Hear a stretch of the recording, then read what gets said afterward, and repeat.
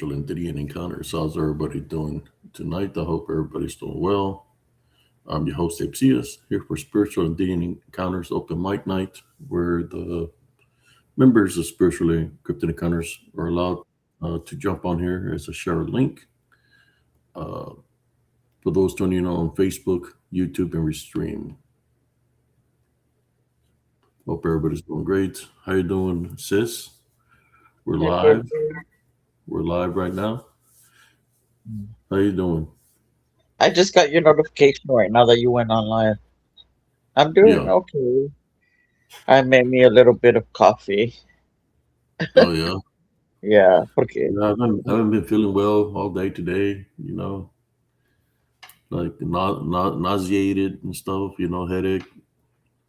Yeah, because you need to sleep, Abraham, and you need to eat. Yeah, that's. I think I've been overdoing it with Yeah, the you need to. lives and stuff, staying up real late.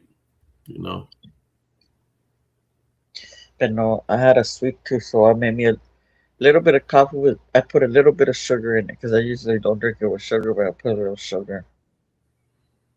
Yeah, tonight is open mic night where the viewers can come on and share something. Hope that we can share something. It'll be dealing with the spiritual and stuff like that. But guess everything is Okay. invited when it comes down to I do all about anything. Talk about anything, huh? Andres, was it Duval, talk about anything anything. dealing with just about anything in life, Yeah. things that are happening around the world, the things that I see and stuff like that. Yeah, I haven't been sleeping well, so I think that has to do with what I'm going through. Yeah. I'm I like don't that know. sometimes too that I can't sleep and I stay up and stuff. And the last time I had stayed up like for 3 days because I couldn't sleep anymore. 3 days. I don't know if it's the heat that's getting me, but it's not that hot inside my home. I just been having some headaches. I don't know if it's dealing with the conditions that I have or what. Just don't feel good, Yeah. with my head. I had a blow to the head in the military and stuff, and I'm feeling something. Don't want to think about it too much. But you Then, get headed. but when I say I have been working out, pretty doing my workout, so maybe it has to do something with that. I don't know. Do my workouts early in the morning, but yeah, it could be sleep. I haven't been sleeping well. Want to do the shows, then I'm awake. I just share this out to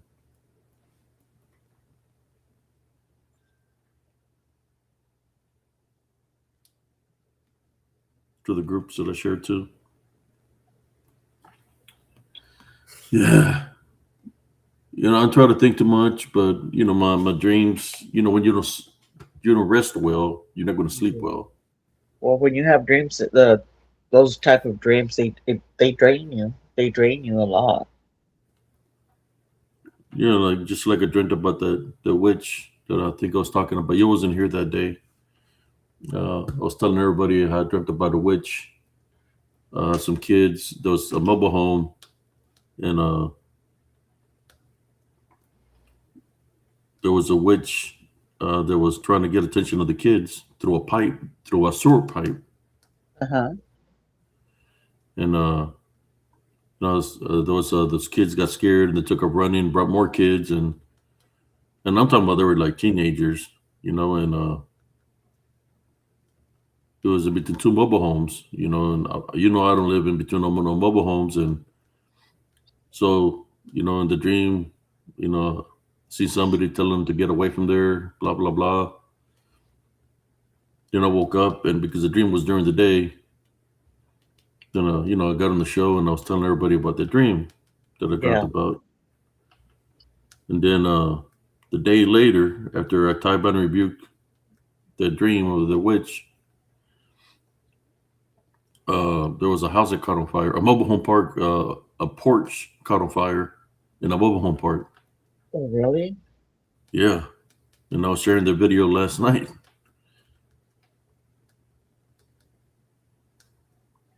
So I don't know if we had to do with the same, you know.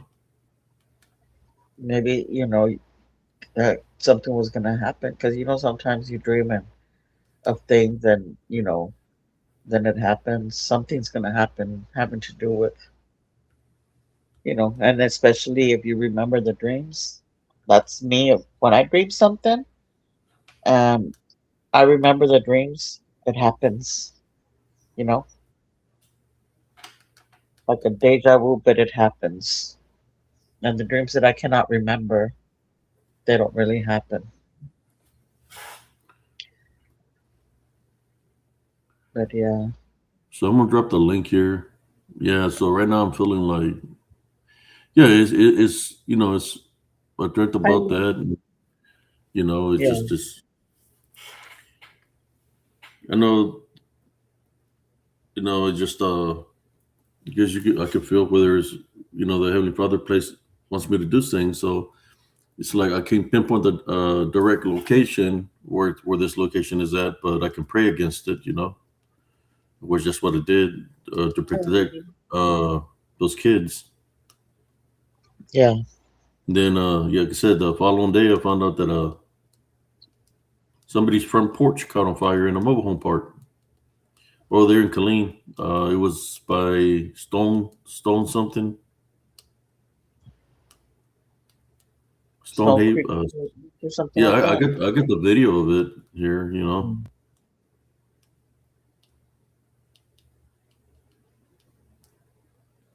So it's like I think it's all affiliated. If that was a location, and I prayed against it, that's how the Heavenly Father works. He goes directly to where something is happening. I don't know. I mean, it could have been coincidental, but how can I dream that and then that happens on the day of that I talked to everybody of what Hi, happened? Ali. Yeah, Yeah, Stone Stone Creek. Creek.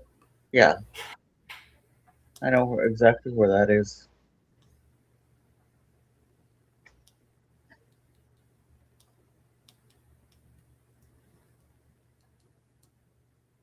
You know where it's at?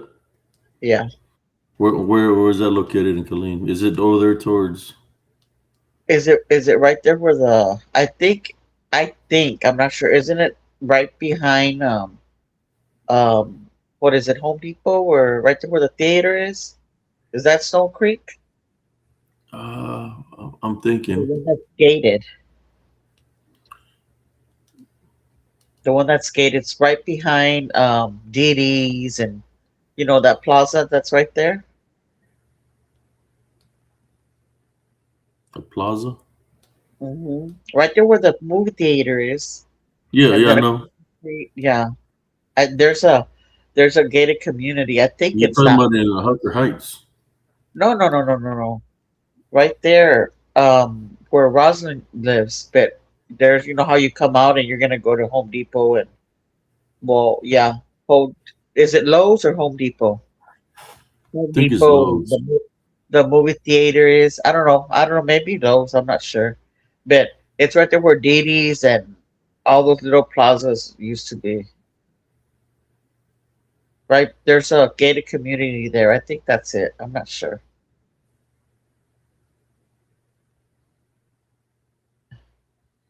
Yeah, so earlier Tony wasn't feeling well. Well, you heard how it sounded. I was all out of it. Yeah, I was you were like, man, I don't sweating. know. I tried to get up, ate me a little bit of supper, and I still wasn't feeling good. And then I sat down in the recliner, and I was out. Yeah, after I got off the phone. Yeah, I already knew you hadn't slept because I could tell just by the way you were thinking. yeah. I just dozed off for a little bit Yeah, but you've been like that for a long time that you can't sleep at night, you know? ever since Elms Grove. Yeah, I'm like that too, Amber. Um, so nobody wants to. jump on the live. Yeah, I've been like that for a long time. Yeah. Uh, I would sleep during the day in Elms Grove. Oh, yeah. Every I'd be day. up all night fighting those things out there at the park. Most of those battles happen at the park, and in that section over there. Yeah. I was. I had gone with Kyle last night. He was door dashing, and we were going through the mountains where there was like all dark and stuff. And I told him, I'm gonna whistle. Let's see if anything shows up. If anyone's, how do you say the W word? The Wendai Geo, Yes. If he comes out. yeah, or they call it the Whistler. Yep, the whistler. That's Yeah, yeah. it'll whistle at you. I've heard it. We were like way back there. It was a lot of just It takes mountains and it. stuff. Sister Brenda's not here. It takes a line. Oh, there she is. She's in the thing. You're stalking her again, man. Yeah. Try to switch the roles. You can follow me now. She's your fault. She got to take now. She got to take your lead. Exactly. That's how you doing. Alrighty. Alrighty. Okay. We got a troll here, and it's fixing to get out. We Put him didn't out. know. What? I don't know. Yeah, I I don't sent him know. on his Okay. merry way to the planet Uranus.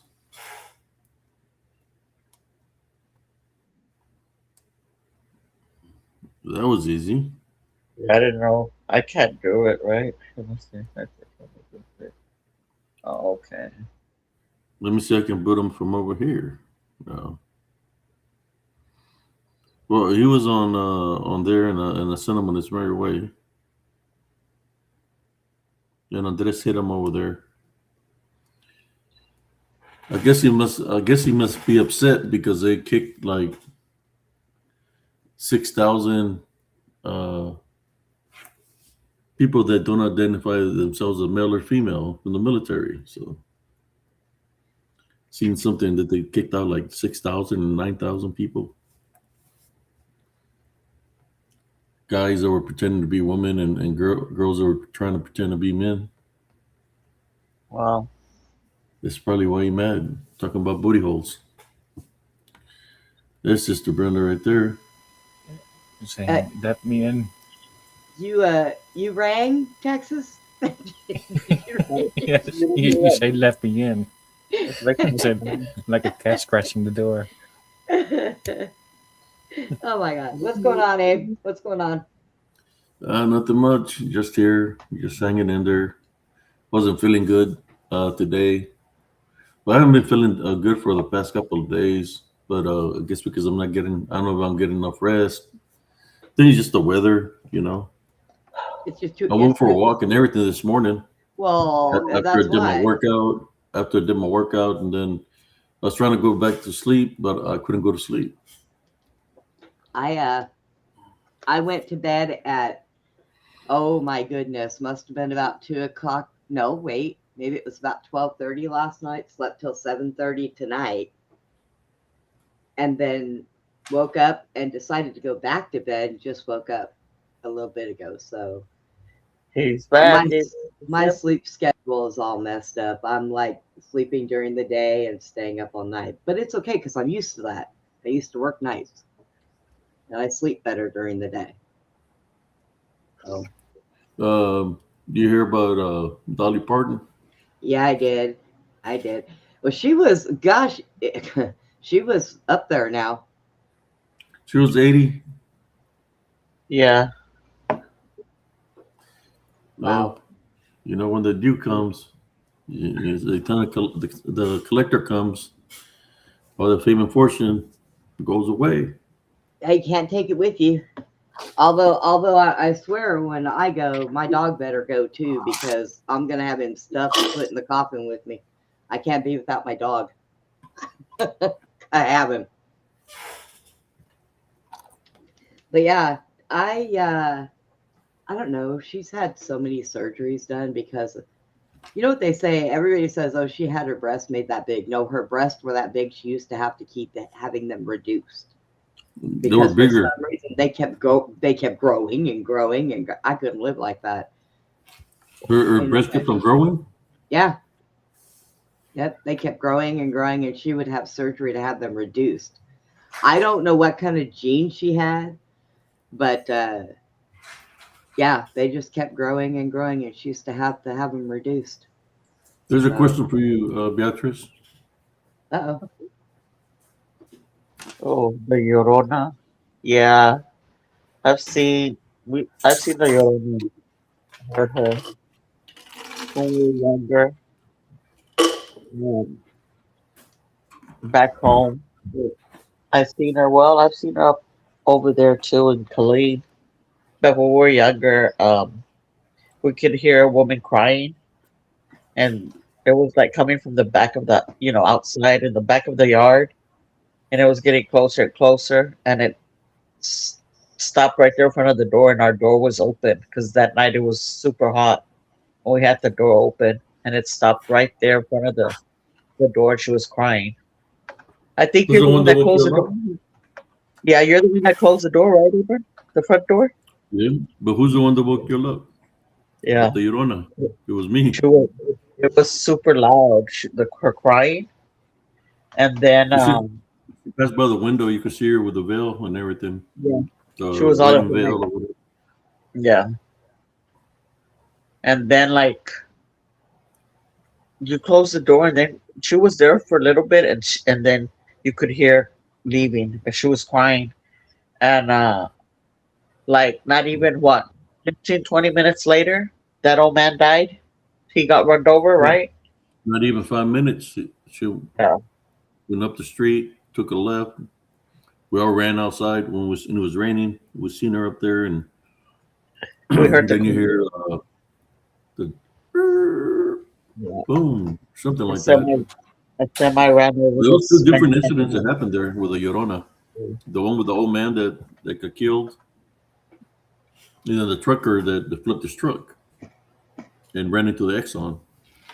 They asked him if he had been drinking. He said no. I said, why you lose control of your vehicle?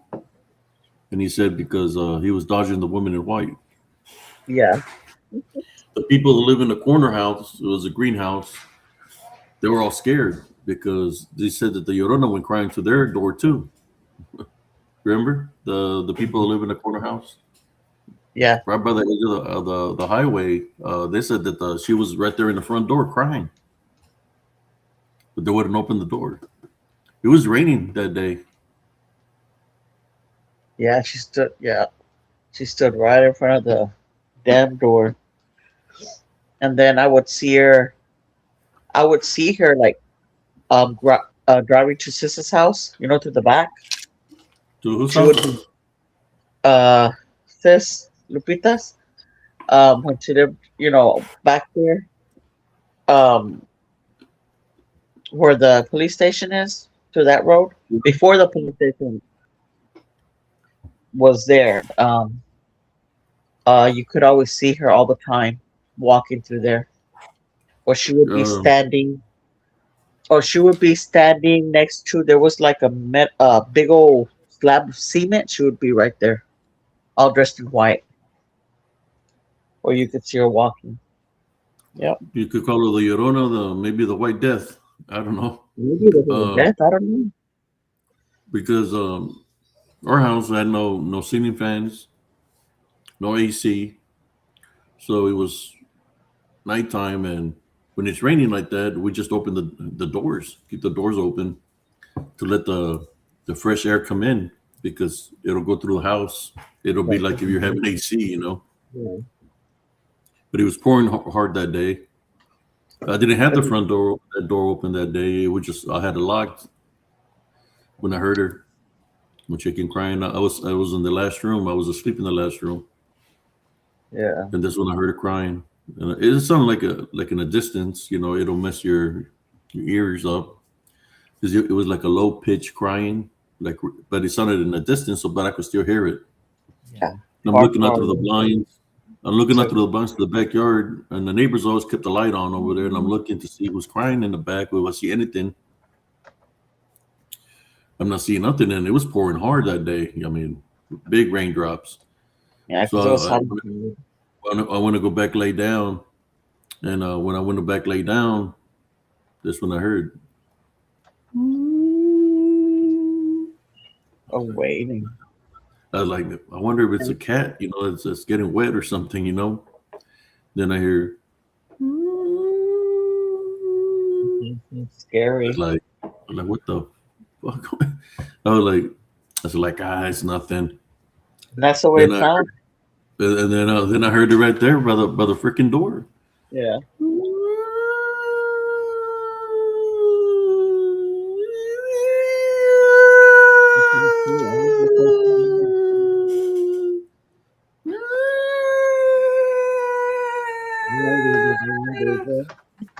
I can mimic it because I remember. Man, I heard that shit. Jumped out of the freaking bed. Went to the next room. My brothers were on the bunk bed. Like, La Llorona's here. Freaking Robert heard it, jumped off the freaking top of the bunk bed, and Jack like, yes, no Llorona. Man, they seen her passing by their window. Man, they got up and we started running to the other. There was only 4 rooms. We passed through the kitchen. You see her going by the little window in the kitchen. They we go to the front. I think my little sister's really small, still a baby, like a couple of weeks old, and I grab her because the legend of the Llorona is that you go after children that are not baptized. And she's looking for her kids, right? So my sister wasn't baptized yet. I don't think she was. No, she was baptized already. Well, she was already, and I Yeah. grabbed her, and I was trying to wake up my mom that the Llorona was there, and the front door was open, and then we seen her passing by the window. She was like, "Cállate los hocico, puerco pendejo, no hay Llorona." She passed by the window, and man, she got up on her knees real quick and started praying. Man, and I grabbed I think I gave Julie to Lupita or I don't know, to you, one of y'all, and I ran, and when I peeked my head out and I seen her coming around the corner of the house, and I closed that door and I locked it, you know, and mom was praying. You could hear her crying in front of her freaking door. She was trying to wiggle the door and everything, you know, wiggling it, and she was making that.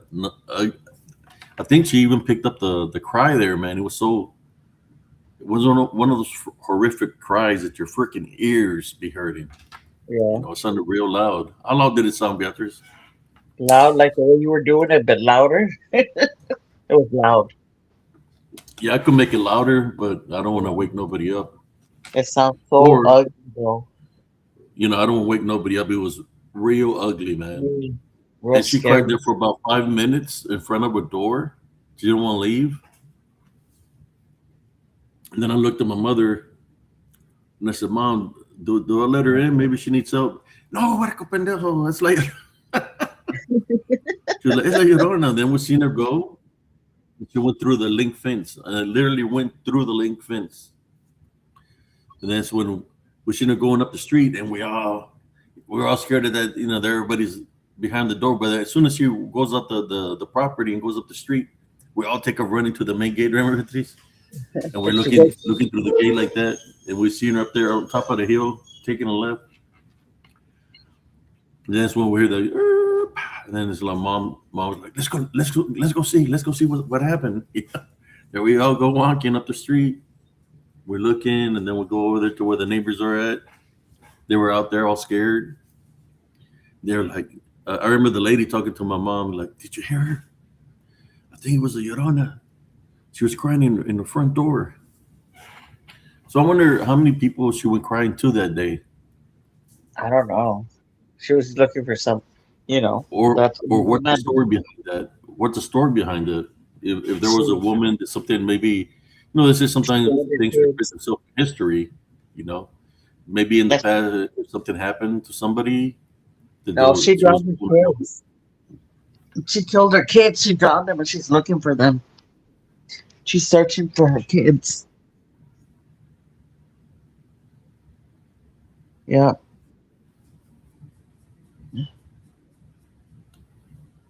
Yeah, she's always seen wearing a white wedding dress. Yes. She's got the veil on her head and everything. But when I seen her, I could see that she was like a corpse, like skeleton, like death from the face, Then La Calavera.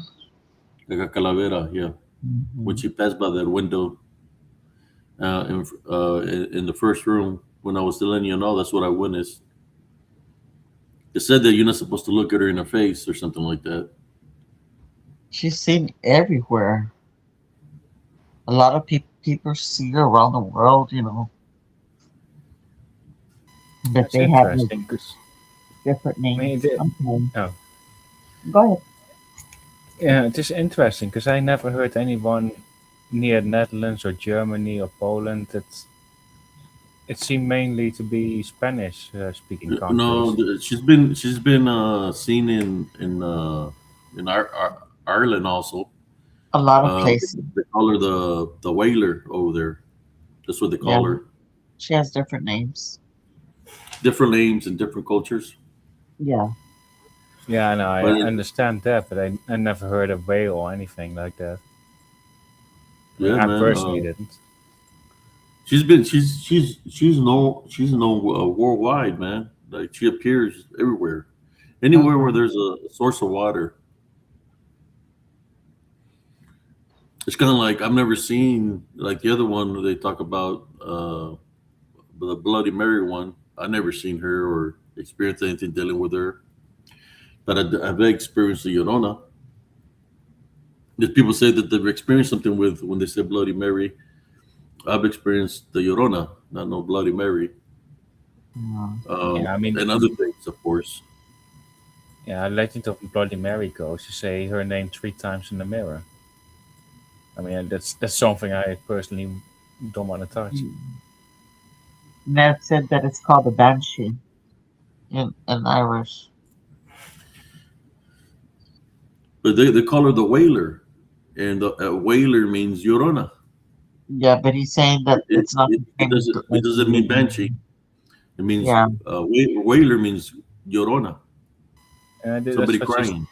That a banshee is not the same as a Yorona. yeah. That's what she said. It's not the same. But they call Says her the Ireland people call her the Wailer, which is somebody that's crying, yeah, which is and in Spanish La Llorona is llorar is cry, but Llorona is means that somebody's constantly crying. yeah, Wail is to cry, and wailer is somebody that's constantly crying. because it's usually a it's Yeah, weight. there's banshees out here too. I've experienced one in that location where I go investigate. I wasn't even there, not even 10 minutes in that area, and I could hear moving all around me. And I went around the bend, and I ran into a banshee. I could see a form of a woman in the distance, and she just gave me this freaking. They give you like a sonic blast of some sort, like uh, it's like a screech, or it's not even a cry. It's like a freaked out sonar noise that they make. And Yeah, like a I heard certain that. force. Yeah, I heard that, and it's like just walked away, and then I started praying and got the hell out of there, man. Yeah, I could see a woman, but she made this weird noise. It's like, oh, that's what they call a banshee. It's not a llorona. It was it's more like they'll scream at you. A banshee, like a yell of some sort or a loud yell. That's when you know it's a banshee. So, what do banshees do? What do they look for? Is the question. Are they territorial because that's their land, or they died on their land and they don't want you in that area? It's like is she a witch or what? Oh, and he says it's an ancient spirit who It's an ancient will. spirit who's a harbinger of death in the family. Uh, I've ran into two of them. Well, no, I ran into several. I ran one in California when I was out there training in Fort Ord, California, in the desert.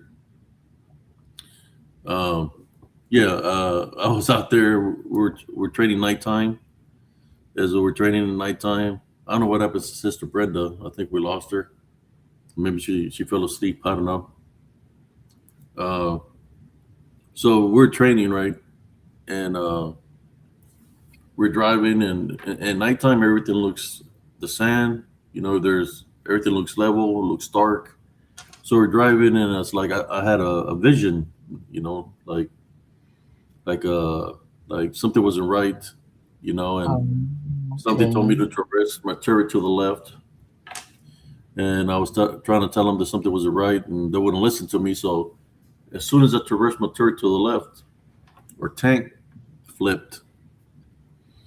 So we're flipped. I'm sitting on the gun tube. My loader's sitting on the wall, and my TC is sitting like we're awkward, like we're fixing to flip over. And as we're and the loader, the driver is like a young guy, he's like crying, like, you know, I don't want to die and all this stuff. And I say, don't be saying that. Everything's gonna be okay. I had to grab my TC. He was trying to jump up the hash, and I pull him back in, And I said, no, you're not supposed to do that because if it flips, 65 times it's gonna smash you. So I pulled him in. Just hold on to something, man. We just got to stick to the drills, what they teach us. So as we're there and we're sitting, we call higher that we're stuck somewhere, that we're fixing the flip, and everybody's trying to find us. They can find us. They tell us when we make contact, they're looking for us. Then you hear the, somebody crying around our tank, like a woman going from circle to circle, like she's crying, like literally crying, and we're in the desert training. And they're like, Sarge, you hear that? You hear that? You can hear it because we had the loader sash open and the TC sash open, and we're hearing her cry, and the driver gets scared. He's a Puerto Rican guy, like, oh, I don't want to die, Sarge. I don't want to die. And then the crying goes because of fear, right? She goes and starts messing with him, goes crying over there by where his loader sash is, she's over here with me. She's crying over here with me. She's over here in front of my tank. So don't worry about it. So I start praying, start praying.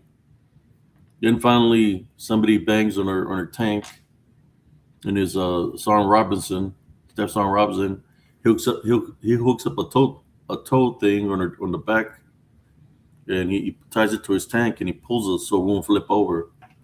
Then everybody shows up with lights and all kinds of stuff, and they tell us that we're secured, that we're able to come out and just slide off the tank. So we literally slid off the tank like we're on a slide. We're able to get off the tank, and then following day they bring like two mechanic vehicles to bring us down. It was like an 18-foot drop. It's called a wadi. It's a natural crack on the earth, and they had to pull us a little bit at a time to go to the very bottom of that wadi. We lost both tracks, but if anybody would have made a move the wrong way, we would have flipped over, probably gone in there upside down, and that would have been, tragic. But thank God that I went into prayer. Prayer is important. But yeah, they normally show up when somebody's going to die, or something tragic is going to happen. Doesn't have to be with a curse. It just happens when accidents happen. So what do you do when you hear something like that? Pray against it. Pray against it. Tell it to go away. We don't want to hear the bad news that you're bringing, so take it somewhere else.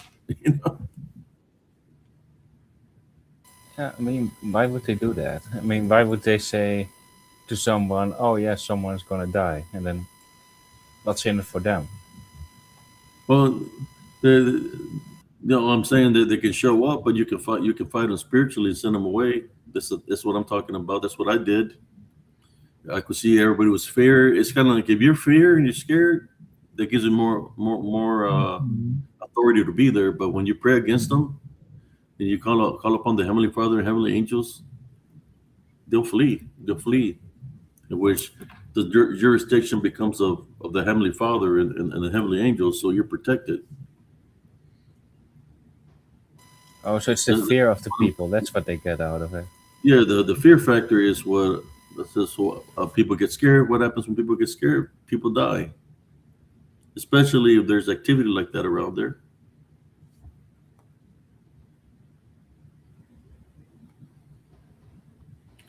The Llorona is no different. The Llorona, she goes after men that are unfaithful to their wives. That's what she does, and she goes to their children that are not baptized, and she cries. You could hear her crying, wailing. It's an ugly cry.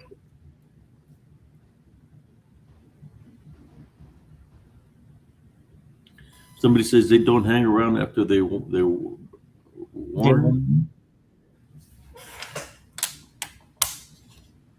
Yeah, I mean, if they already got the fear factor out of you, then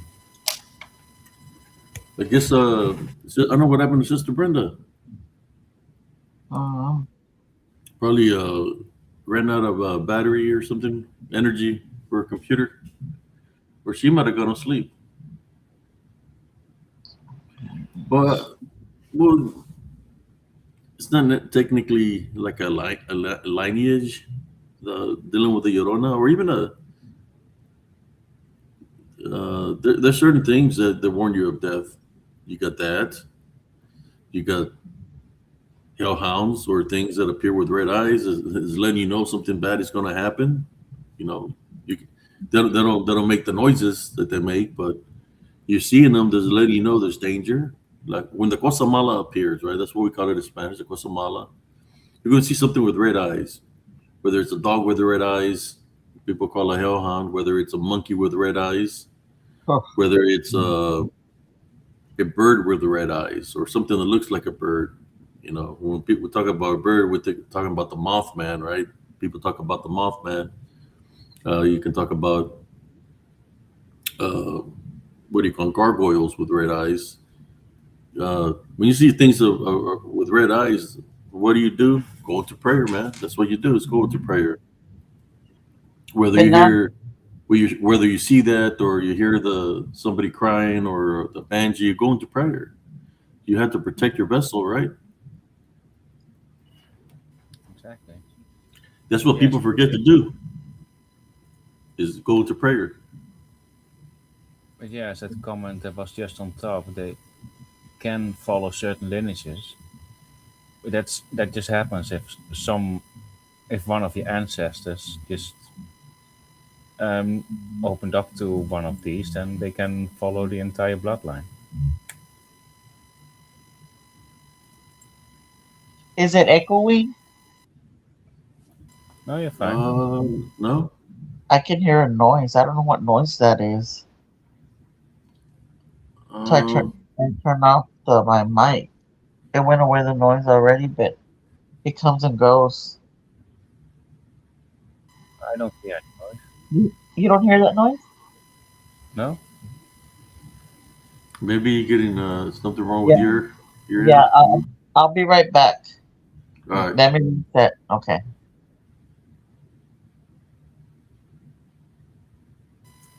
But yeah, there are certain spirits that can follow entire I've bloodlines. seen the banshee like two different times. She and one of them, she like literally kept me out of the area. Both of them. The one I seen her, the banshee, and she stayed away with me because she already knew that I was already praying when she made her presence known. So I started praying, and she kept away from me because this how I was going to fight her is spiritually, through prayer. If I had a tie banner because Jesus Christ's name, I would. That's what you're supposed to do.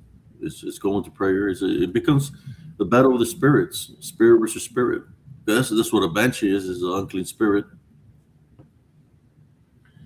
The banshee is an unclean spirit. The Yorona is an unclean spirit.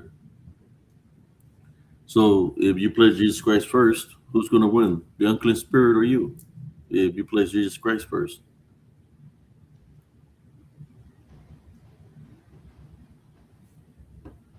Um,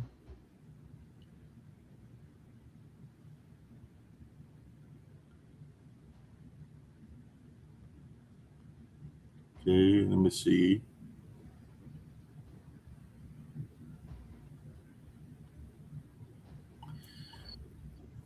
I think, are you talking, sis? no, can you hear me now? Yeah, we can Yeah. hear you now. Oh, okay. Yeah. But I don't. I've never been to Ireland, so I wouldn't know. But I know if there's a spirit there, that it'll manifest and show itself to me because that's what always happens. If people are having activity in the property or the house, I'm able to see the spirits of whatever's causing the chaos and havoc. It's just the spiritual gift discernment. I've had it for a long time. Yeah. Or if people were missing things from their homes, like jewelry or whatever, I will be able to find it. It's a it's, Maybe it's a would gift. have did it the last time. Yeah. I know, like when I would always hear like things, I would sometimes go and like confront it, and just you know go into prayer. I wasn't scared anymore. Before I was scared when I was younger, but not anymore. I, st- I still do it. I still do it. They'd be like when how they would shake my bed and stuff, and I would say, "Is that all you got? You trying to scare me?" I don't care. I'm not scared. I'm just going to prayer, and I pray and re- rebuke it and stuff. But yeah, you know how they would say, if you're how do how would they say it? The cerebro? If you had a weak cerebro, you had to have like Um, you know what I'm talking about? yeah, Yeah, yeah, you had to be very strong.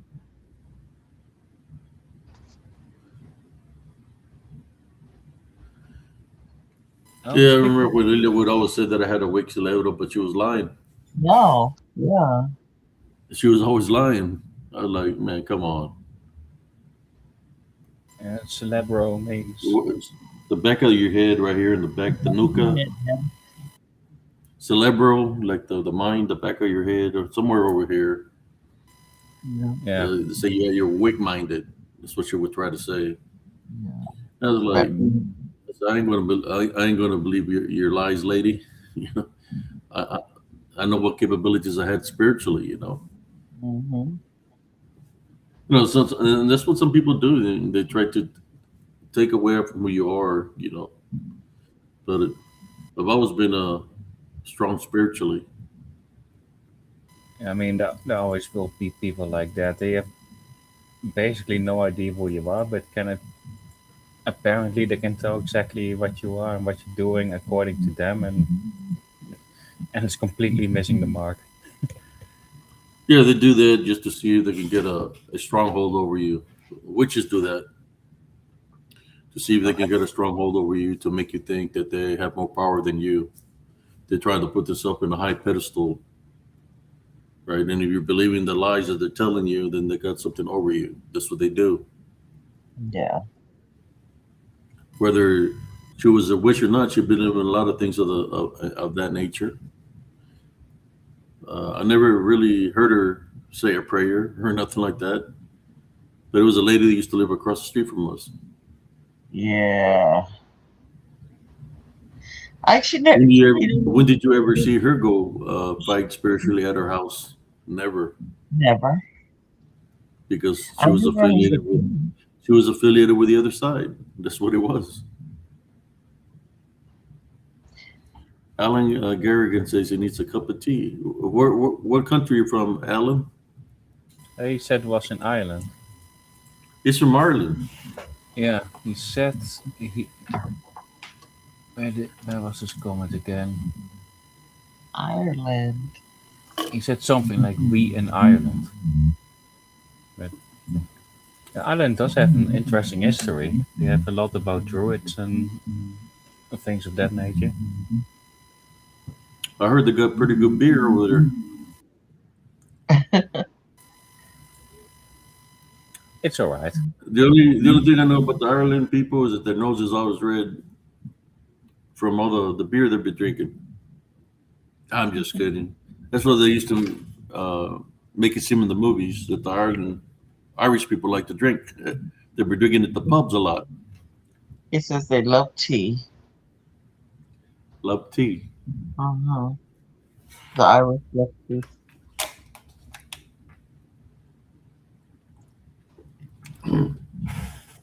In which Yeah, Ireland okay. is literally where the leprechaun comes from. Oh, shit. Yes, we got Kenyans. I think the leprechaun comes from Ireland, right? Supposedly. Yes.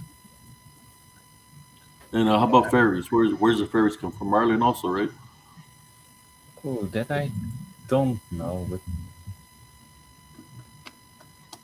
So yeah, they he's got gone. Guinness. Well, it's a bit too early for Guinness. It's like 6:30 over there. It's like let's wait. Let's have breakfast first. And where are you from, Learning? I currently in the UK. Oh, I okay. came from the Netherlands. Yeah, I have a friend that's in the UK, and you know, because I can hear your accent, but I think his accent is like a little bit more stronger. You know?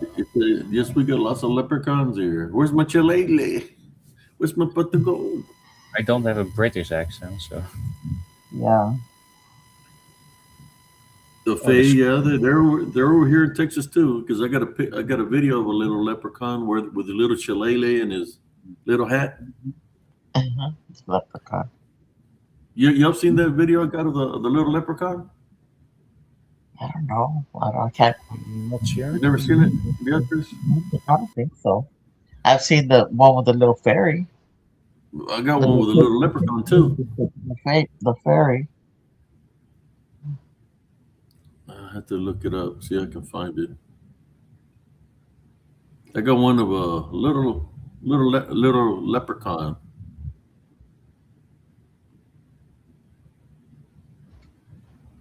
Yeah, gotta fight me for the gold. Yeah. That would be me.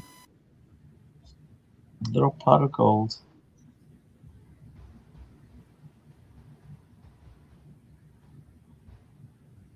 Let me see if I can find them for y'all. I got two versions of this little leprechaun video. It's in the archives, man. I need to look for it. You know what? Out of all the videos that I got, the leprechaun, the fairy, and the little duende are the ones that always hide from me. It's hard for me to find them when I search for them. Those are the videos that are hard to find when I'm searching. That it's hard for me to find them sometimes. But let me go find it. So I can say that maybe I might have some Irish blood in me, man. I think my grandfather might have been Irish. I think he might have had Irish blood in him.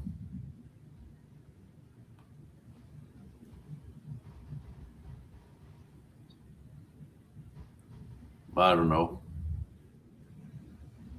Let me see if I can find this little fella. Yeah, at Elm Grove, we had incidents with fairies and pixies. The pixies were mischievous.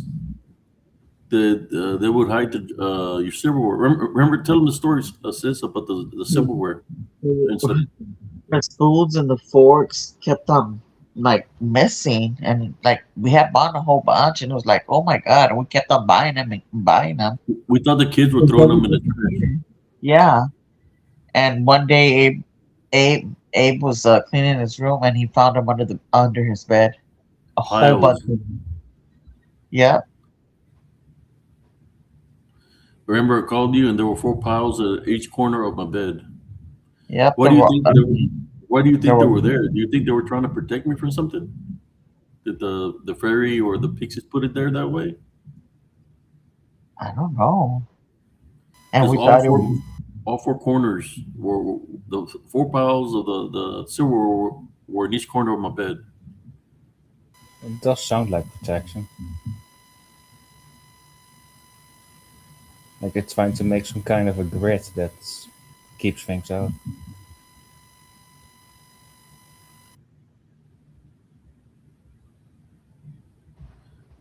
I wouldn't mind hearing Alan's stories of the fairies and the fays and the leprechauns in Ireland, because I know they exist over here too. Even though I think it's all the same as it's dealing with the DDN, to tell you the truth. But of course, they call it different names everywhere, in every country. They call different names. Yeah, I mean, if he Mister, wants to jump on, that's good.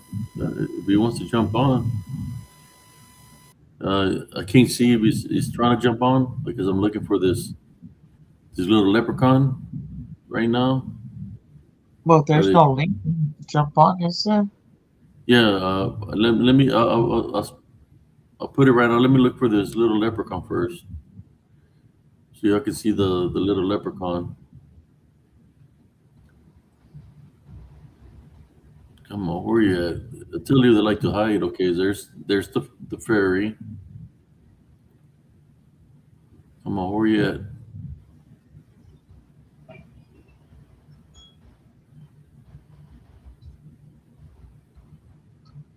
Dang it! But you can continue to share a story if y'all like. Go ahead, Bernie. Here he is. Found him. Oh, okay. Out of I time. found the I found the little leprechaun. Okay, I know I had you here right now. Where you at? You hiding again?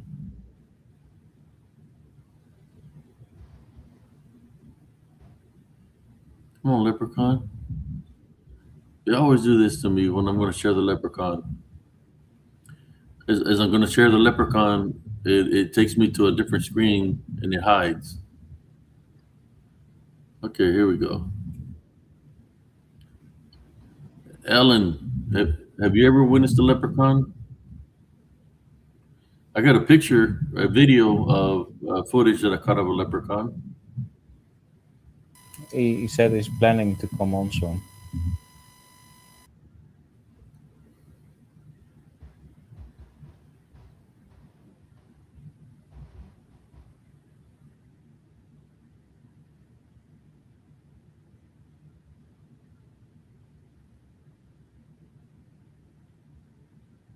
Okay, here we go.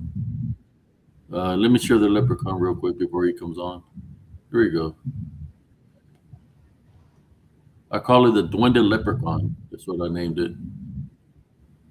But then when I seen the Chilalili, I was like, oh, it's a leprechaun. There's a little guy right there. You can turn it and see. Here's a close up of it. Where? It's right there in the background. Look,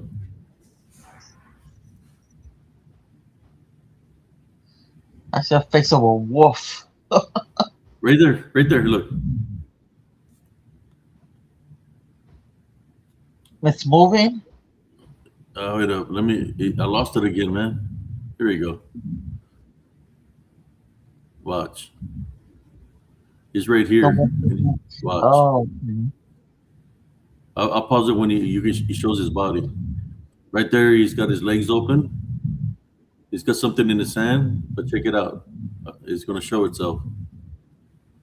Here it is. Here's his face. He's got a little hat. oh, Then he takes off. There he is.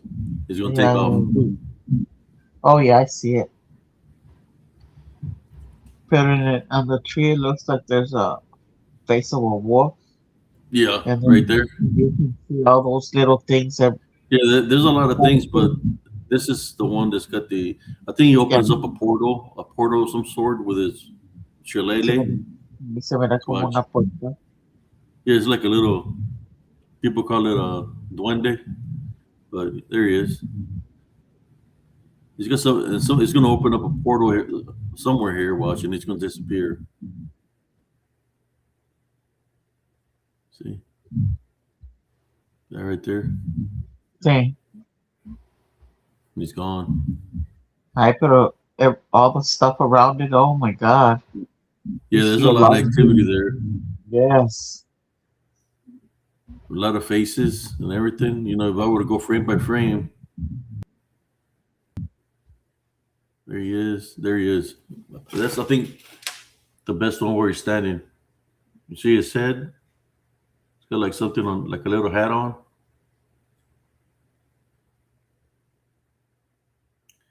I guess when somebody puts a spiritual hit on you, they send everything, even the freaking little leprechauns to come after you. All right. Let me get out of here. There we go. Okay, I'm looking for Alan. I'll drop a link, Alan. Here we go. See if he wants to jump on. There you go. Oh shoot! You got Yeah. what I don't happened? know. It booted me. I had to like restart everything. Wow.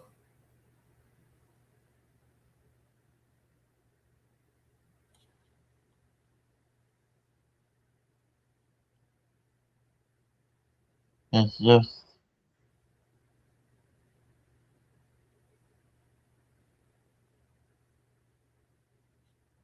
it looked like puros demonios.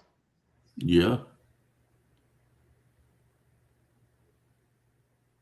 Like when we're door dashing, we went by this house. There was this, you know, woman outside just sitting down. Y se me rachinó todo el cuero, Abraham. From my arms and from the back of my neck, my hair stood up, and I got this real bad feeling. And Gaio had to leave an order there, and I just had this crazy feeling, and it looked like it. She was sitting outside and it was dark.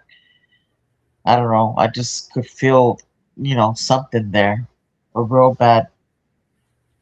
I don't know. It wasn't. The feeling wasn't good.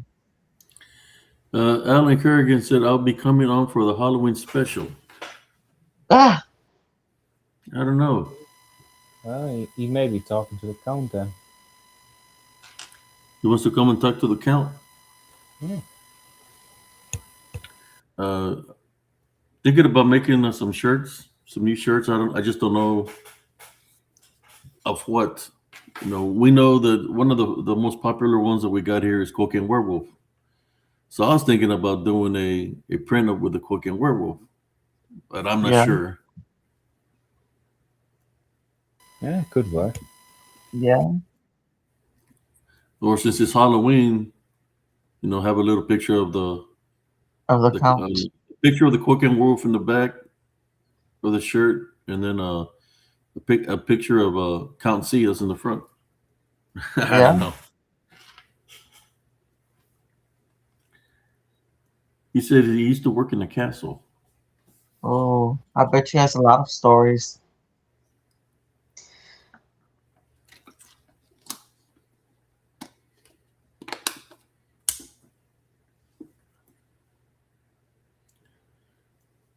Yeah, I think in Elms Grove, there's something underneath the sewer system tunnels. Definitely some activity there. Not just there, but all those locations underneath the ground that run all the way to the airport and the golf course. If that was native Indian burial ground, there's got to be all kinds of activity there. Well, I know there's big old things along the creek, those cement pillars with those big old metal plates on them. It's got to be something underneath the ground. If there's stairs that go down there, why is there stairs going down into the ground? Aren't they the sewer lines? The sewer thingies? By the creek? I don't know. But, I mean, you could hear drums, So, see, so it's, like what you say, the Indian burial grounds or whatever, because you could hear drums. At night, you could hear the drums. It'll be a Halloween special shirt, you know. I don't know if anybody would be interested in buying something like that, but I need to talk to my friend that said we gotta start making them uh, for Halloween. So we're what, August, September. We got a couple of months to come up with a product. I think I'm sending him 2 pictures, and I'm gonna try to work on them. See what he thinks because he works with the colors and all that. Mhm.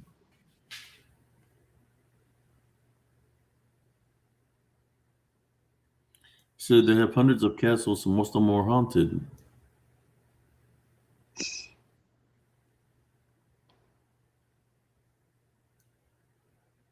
Well, a lot of bad things happen in those castles, right? Torture, people got murdered in the Oh yeah, castles. there's so much going on there. Then you got things that are hidden in the ground. They got a lot of big cities that have things under the ground where there's dead people underneath the ground. Where's that, in Italy?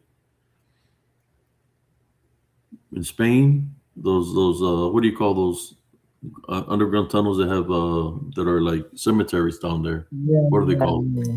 Oh, there's one that's in France. Maybe that's the one you mean? What are they called? Mortuaries or Catacombs? The catacombs? catacombs. Yeah. Yes. And there's a very famous one in France. I think it's in Paris. I'm not quite sure. Well, were those guys? I think they made a movie or something dealing with that with the catacombs. There was Yes. some rituals going down in the catacombs. That was a movie that I seen not like 5-6 years ago, That was a dealing with pink. something like that with the catacombs and that they were lost and they went through this narrow path and then they seen a lot of women dressed in the robes and That's uh, that movie Pink did, man. Where Pink came out. the what? Where Pink came out, the singer? That's that movie.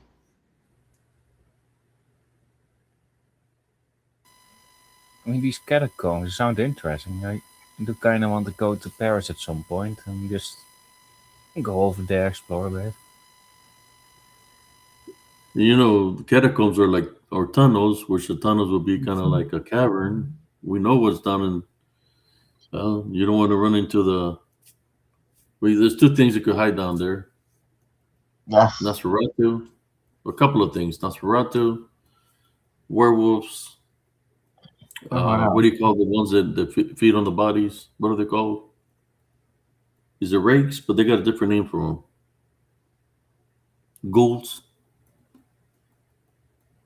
And then that other one. Um, what is the name? I can't remember the name. I think they're called ghouls, but some people call them rakes.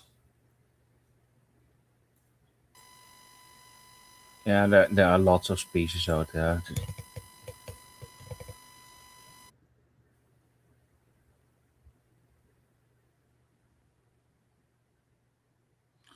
Germany's the same way. Germany has underground tunnels. They run throughout all throughout the city.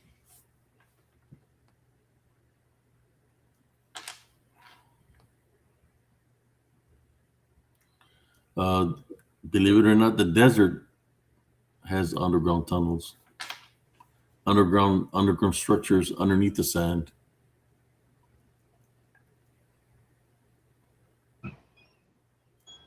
when you see those people coming out of the ground, like they're coming in out of nowhere, out of the sand, like snakes. They're like, man, where are they coming from?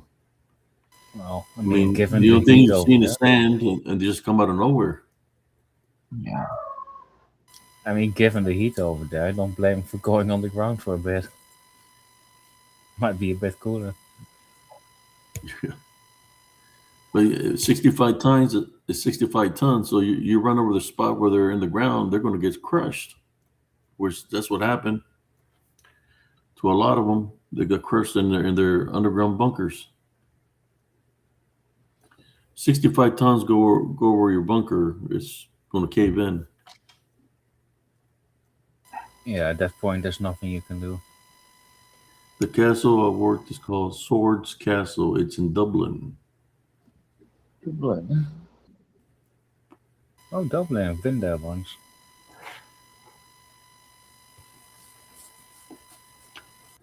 So you can talk about any topic. I'll let Lerny share a story with us.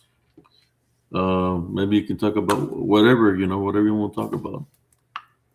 What is one Uh, of the legends where you come from? I actually something specifically Dutch or mainly. There's something I don't know how to properly translate it. It's called Witte Wieven, and it's an old farmer's legend, and it's about the morning dew, or maybe it's still at night. The morning dew while it's still dark, and in that morning dew you can sometimes see those some spirits wandering back and forth through the field, and it's like a couple of centuries ago everyone was very wary of those.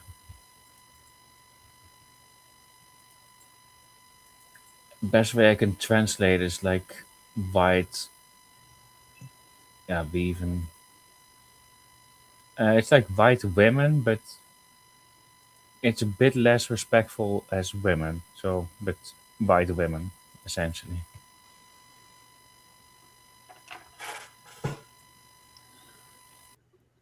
Evil Booster says mud floods. I've seen the mud floods in California up in the mountains.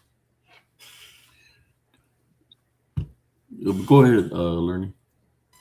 Yes. If you want to know something else, I mean, it's not spiritual, but some other fun fact about the Netherlands. We have since 1968 we got 12 provinces. Is one of them we actually dug up. It came from the ocean itself. We just moved some landmass around, and now we got a 12 province.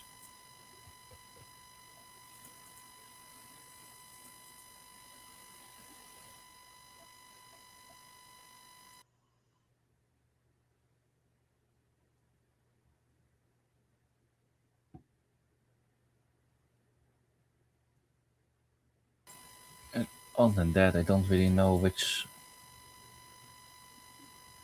not to really talk about at this moment. Oh, thank you, Nevea. It's very flat as well.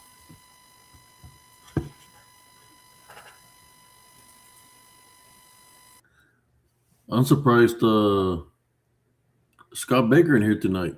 Scott Baker, or I think they normally come on Thursdays. That's when they show up. I mean, Andres hasn't shown up either. Who's that? Andres. Or Alexander, the ganja.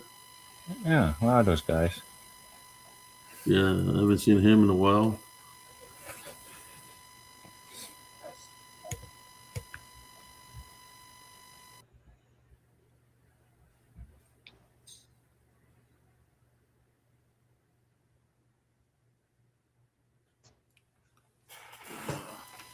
Yeah, the muscellite that I've seen, and they come out of nowhere. That's in the desert, like in Arizona and California, up in the mountains.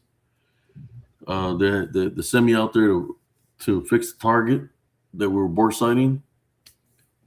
So when up there and I was fixing the target, Andres says drop a link. and then I seen the mudslide coming, and I'm looking like I just see red. It looks like red clay coming towards me, and I'm in my wet weather gear because it was raining. We call it the Gumby suit, right? Look like Gumby, and it just starts coming higher and higher and higher, and the mudslide reached all the way to my chin, and that's where it stopped. If it would have gone any higher, cover me up, it would have been like quicksand. And Yeah. I was trying to get the hell out of there as fast as I could, but he could only move so fast in mud.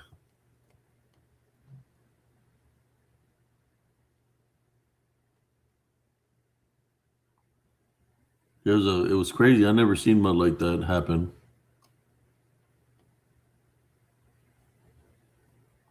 Well, But it was Nevaeh all the way was up to my just chin.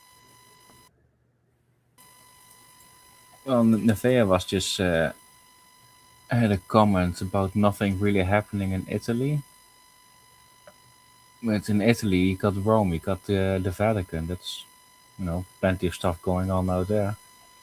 Well, they have a lot of in Italy. They have a lot of possessions, a lot of exorcisms in Italy. A lot of possessions. Why is that? Why is there a Yeah, lot I of mean possessions in it's Italy? a whole Catholic thing going on. Do you think it's a Catholic thing going on, or do you think there's because there's a lot of other people that believe in other things in Italy? Cults, I thi- cult activity, cults. I think the Red Rose is from there. Oh, yeah, I The mean, yeah, no. What I meant was that exorcism is mainly a Catholic thing, but yeah, there's definitely witches over there. There's all kinds of things going on. yeah, it makes you I mean, wonder, I right? don't blame the Catholics for that. You got Catholic priests trying to do exorcisms and nothing is happening. Why is that? um, Why are the demons still staying in the people? That's the bigger question, right? But then Usually, it's done by a Catholic priest. yeah, but then we got somebody. You have your faith and belief and religion with Jesus Christ, and you're crossing to somebody that has a negative attachment. And you type bind and break it through the name of Jesus Christ, and the unclean spirit flees. Yeah, but there's a reason I'm not Catholic, because a Catholic is mainly devoted to their priest or their pope, and Yeah, meanwhile, I believe it's about you and the Trinity. Like it's all personal. there you go. By his love wants to take a trip to Italy and Ireland. She said, "Oh, they're saying that they're brujas." So we believe in the ojo as well, LL, or the evil eye. Oh, look, there's Andres. Yeah, I was just waiting for you guys to stop talking for a second, so I can actually say something. You just wait to stop talking. Yeah, yeah. You guys can go on your own rants and just forget about somebody on purpose. So we make the joke and they just go to sleep. No, I'm letting you guys talk. I don't want to accidentally break the flow or something. I don't know what happened to Sister Beyond the Box. She was I in the don't know lobby. either. She was in probably there fell too. asleep. Or She takes her meds and stuff. not to mention she's going through the chemo treatment right now, so that's not. Oh, that's right. She got a parley appointment tomorrow. Mm-hmm. Oh yeah, I know about the ojo and all that stuff. I was around all this stuff when I was a kid. The curando de ojo, curando with the egg. The woman that said they giving the evil eye is because they're trying to. They said that they have the power to give the evil eye, but stare at you a certain way. But it's not that they have the power to give you an evil eye. If they have a negative attachment, then it can transfer through the tear ducts and try to affect you. But if you protect yourself and you know Jesus Christ, there's not even the bruja can attack you through the evil eye because you're protected by the Heavenly Father. So whatever she's trying to do, it'll remain with her. We've seen that happen here numerous times. Oh yeah. When somebody try to do something and I tell them don't do it, they don't listen. Next thing you know, things happen to them. They shouldn't have attempted to do something in the first place. I mean, there's so Yeah. many witches out there that actually don't even realize that their power is just borrowed. Yeah, they really don't have no power, man. That's what I'm trying to say. It's the DDN, the unclean spirits that are around that do things, But if the person is protected through a Heavenly Love Foundation, through Jesus Christ, there's nothing they or the things that they believe in can do nothing against uh, the children of the light. They can't. It'll backfire. That's why I guess I get targeted by brujitas. We call them brujitas, little witches, because they're little witches. They're below than. I mean, they're believing in things that have been casted out of heaven. You know, they're below the maggots. That's why I call them brujitas, because they can't do nothing. Because Jesus Christ has everything under control. Yes, but if you look at these witches and all their rituals and all the things they need to stack up before they actually can do something, I mean, that speaks a bit about what they can do naturally, and it's not that much. No, Um, because it's they're just being utilized by the things that are fallen. Those things will never make it into the kingdom of heaven. Like I said, I can make you help you move objects. I can help you levitate. They're levitating up in the air, but it's not really them. It's the spirits of the DDN that's helping them levitate. The unclean spirits, Yeah. or they move an object. It's the unclean spirits, the DDN, that are doing all that. It's not that they have power, so they deceive them. They deceive them. They make them make a deal with them and all that, and at the end, they get screwed over. Yep, they don't look at the fine details. All they care about is the power.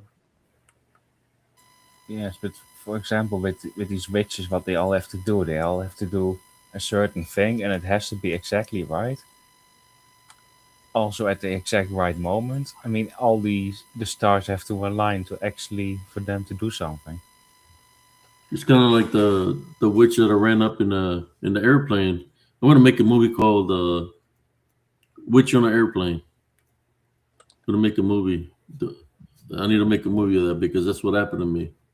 I And go she for was it. over there in her freaking stands and doing a half moon circle with her left foot, half moon circle with her right foot, talking a different language, looking at me. And I was just trying to ignore her. She had already been saying things like let's get him now," to some other person. She was still looking at me real ugly. Then I caught her looking at me real close where I had dozed off a little bit.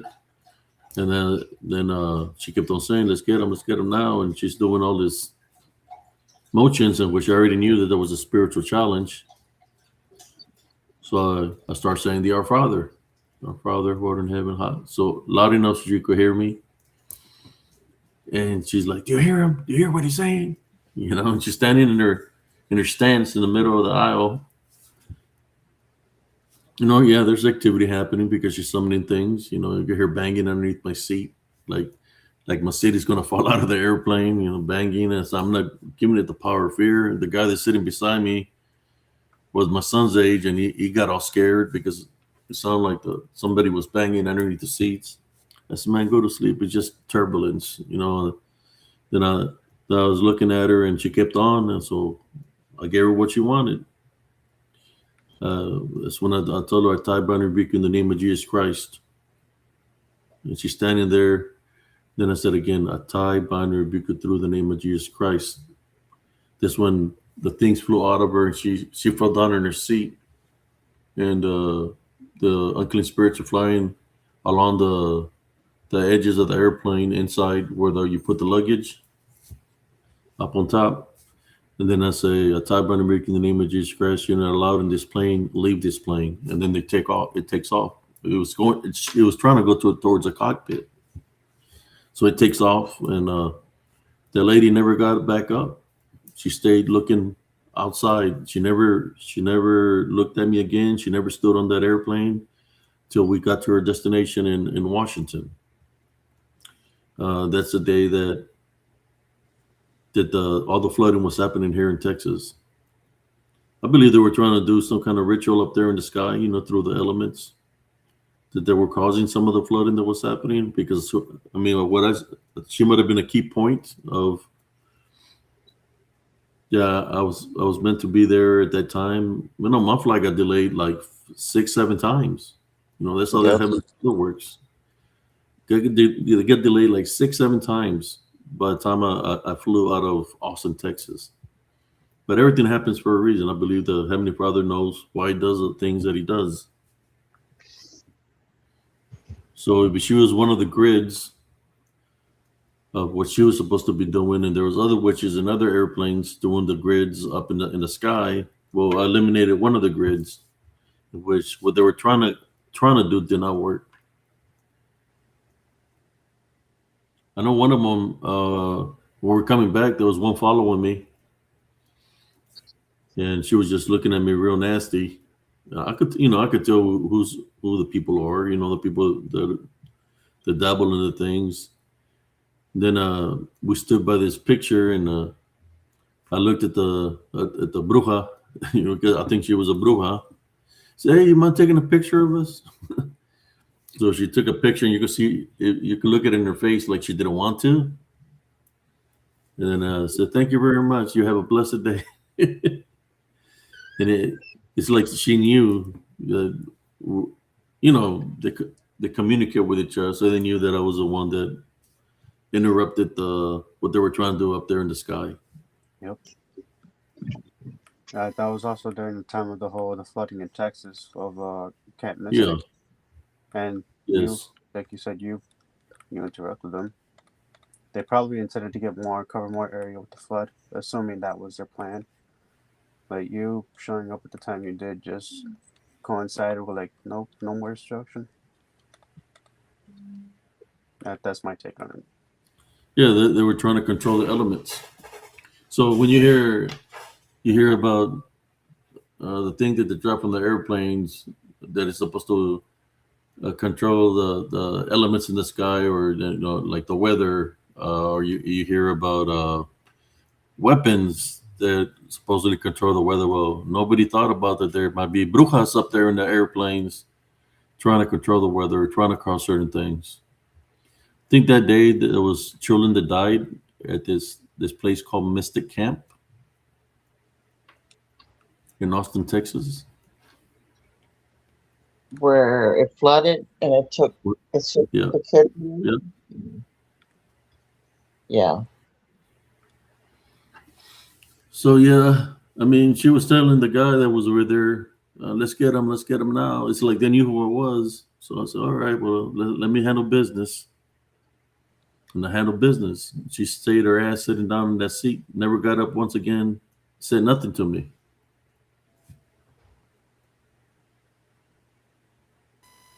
It does sound like you were just destined to meet and have your battle in the air. Well, it always happens like that, brother, with me. I run into into strange, the Heavenly Father placed me in certain areas for a reason. Yeah. And then when the reason surfaces up, because the enemy showing themselves, that's one thing about these people. They're cocky. They think, if I do this and say it this way and this, and look at them with my evil eye, do the lechuza claw, that he's going to be scared of me, because I'm hexing them or something. I stay calm and relaxed, praying within myself when they're doing all this, and then, I try to give them a chance. I try to give them a chance to back up from what they're doing. Once I find out that they're committed into it fully, then I have to do what I have to do spiritually and handle business spiritually. I don't know whatever happened to that lady, but hey, that's not between me and her. It's between her and the Heavenly Father.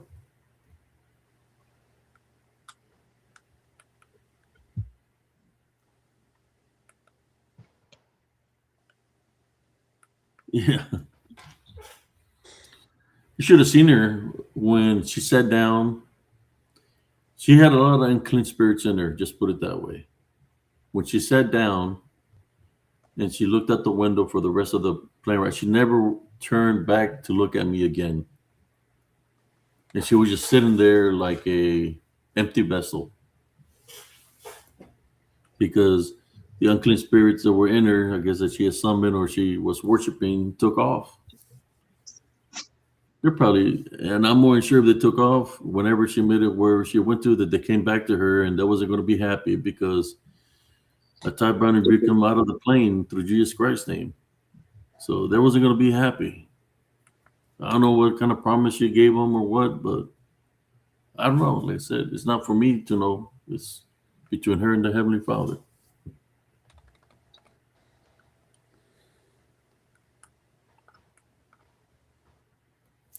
So I call them brujitas.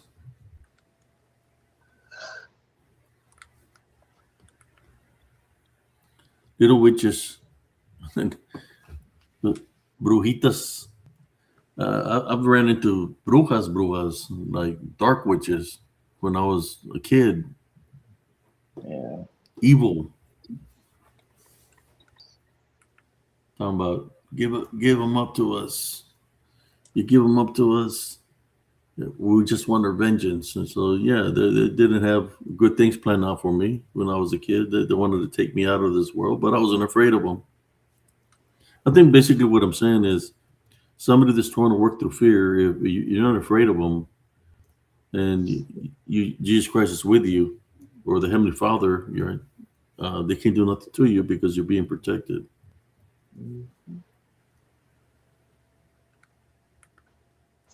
So what happens is they try to do something. It goes back to them 17th-fold, and they went out having all kinds of problems. Not because I did anything to them. It's just that I just don't accept the negativity, So it goes back to them 17th-fold or worse. Depends how many they are. It goes back to them. It's not for me to rejoice, but I know that I will praise and worship and place Heavenly Father first all time because I know what He can do for me. Yeah. I've overcome witches and warlocks, man, all throughout my life. In my own thinking, if I see someone that wants to make me afraid, then it's like, okay, it's like they have to rely on me being afraid. Therefore, I can reasonably assume they're not to be afraid of.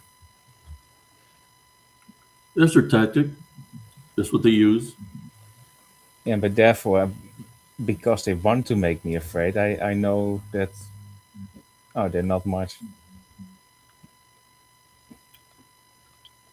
If that makes sense.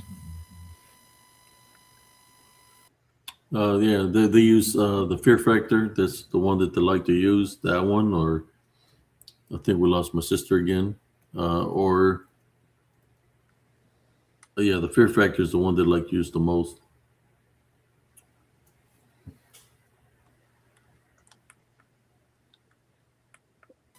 Oh yeah, if people are being struck with fear, they do all kinds of stuff, and they're completely open. They're losing their sanity.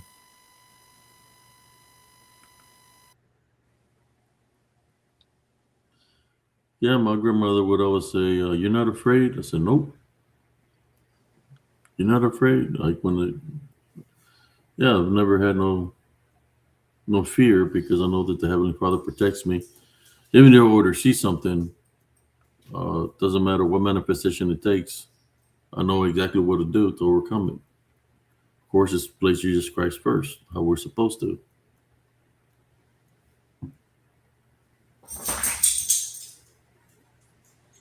Yeah, I don't know what happened to Justin. He said he was going to jump on here, but Yeah, I said it, like if he's here, he might come on this week. He still has to like Thursday. I am curious to be able to know about some of the stuff he knows. Speaking of some of the stuff he was talking about, what do you guys think of the whole like the third eye being like a negative? Because I think it was either yesterday or live before that. Somebody commented that the third eye is an opening. There are some ways I can see that happening, especially like the commenter was saying that the Freemasonry and the Luciferians, the way they do it is through some kind of painful ritual, and some people have it like opened naturally or activated. Like Abe, in my examples, had his third eye open for years, maybe from birth. Yeah, there's basically two ways you can open your third eye. One is by normal development, and the other way is by force. And if they force it on you, yeah, then it's going to be painful. But if it's natural development, you can, may feel a bit uneasy, but that's not the same as the pain you get from forcing. It's like a different kind of pain, like a growth pain or actually hurt.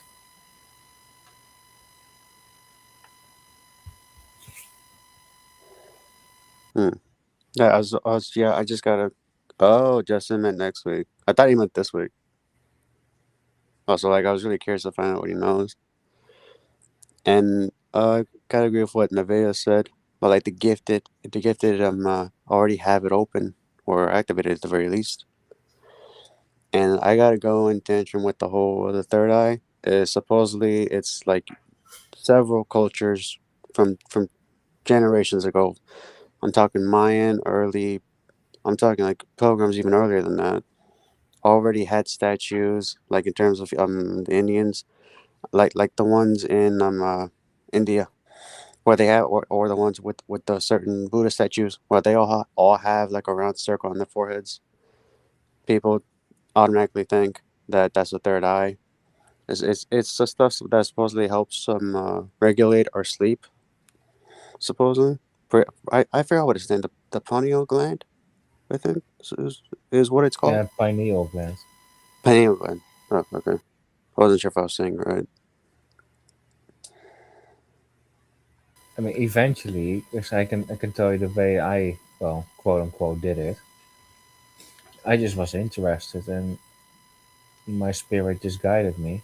I didn't have to do any rituals or anything special like that. I was just interested, and eventually it just happened.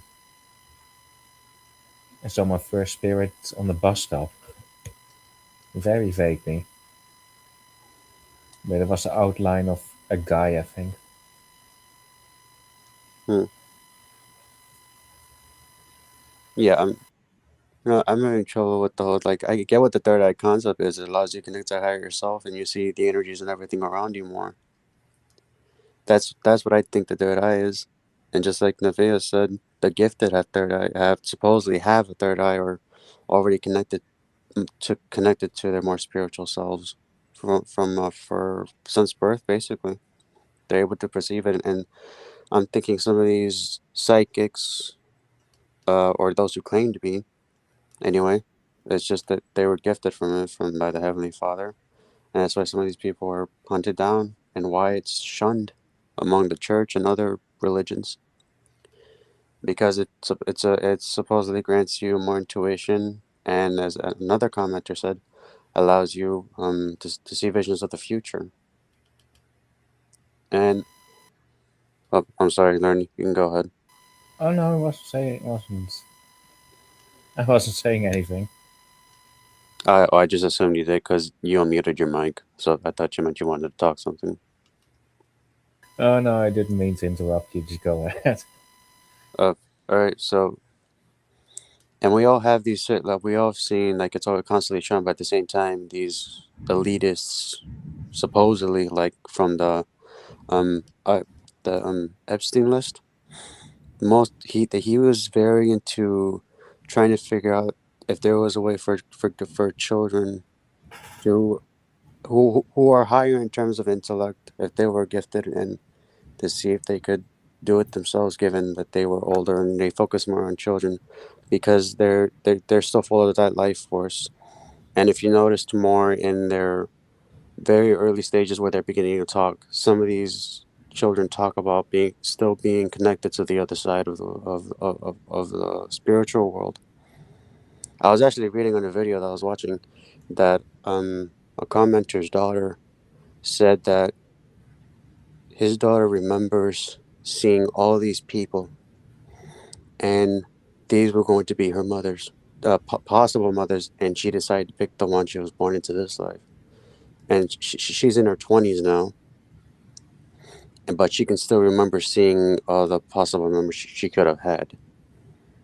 So I'm going like, is that just really more way to connect with? Is it just, in my opinion, confirms that we have to connect to our higher selves? In my opinion, that we're open to the more vastness of the universe, energy stuff.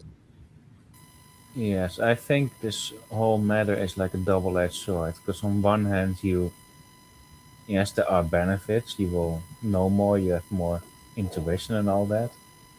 But on the other hand, you also may involuntarily open yourself up to things you don't really want to open up to. And therefore, I'd say it's good to be able to see and perceive, but on the other hand, stay grounded. Like, like stay on Earth is what I'm gonna say. Hmm. Because All right. yeah, because I can tell you a story about some friend I had that didn't stay grounded. Unless you want to say something right now, then I was just gonna go into more of certain programs, school programs. Like, you've obviously had heard of like the gay program, if I'm not wrong. You know what that is? the what? Gay program. And oh, hey, Steven, what's up, man? Hey guys, how's it going? Hello. Uh, so you want to say something, or do you want me to continue my line of thought? Like, Yeah, it's no, good keep you're here. keep going. Go ahead. Okay.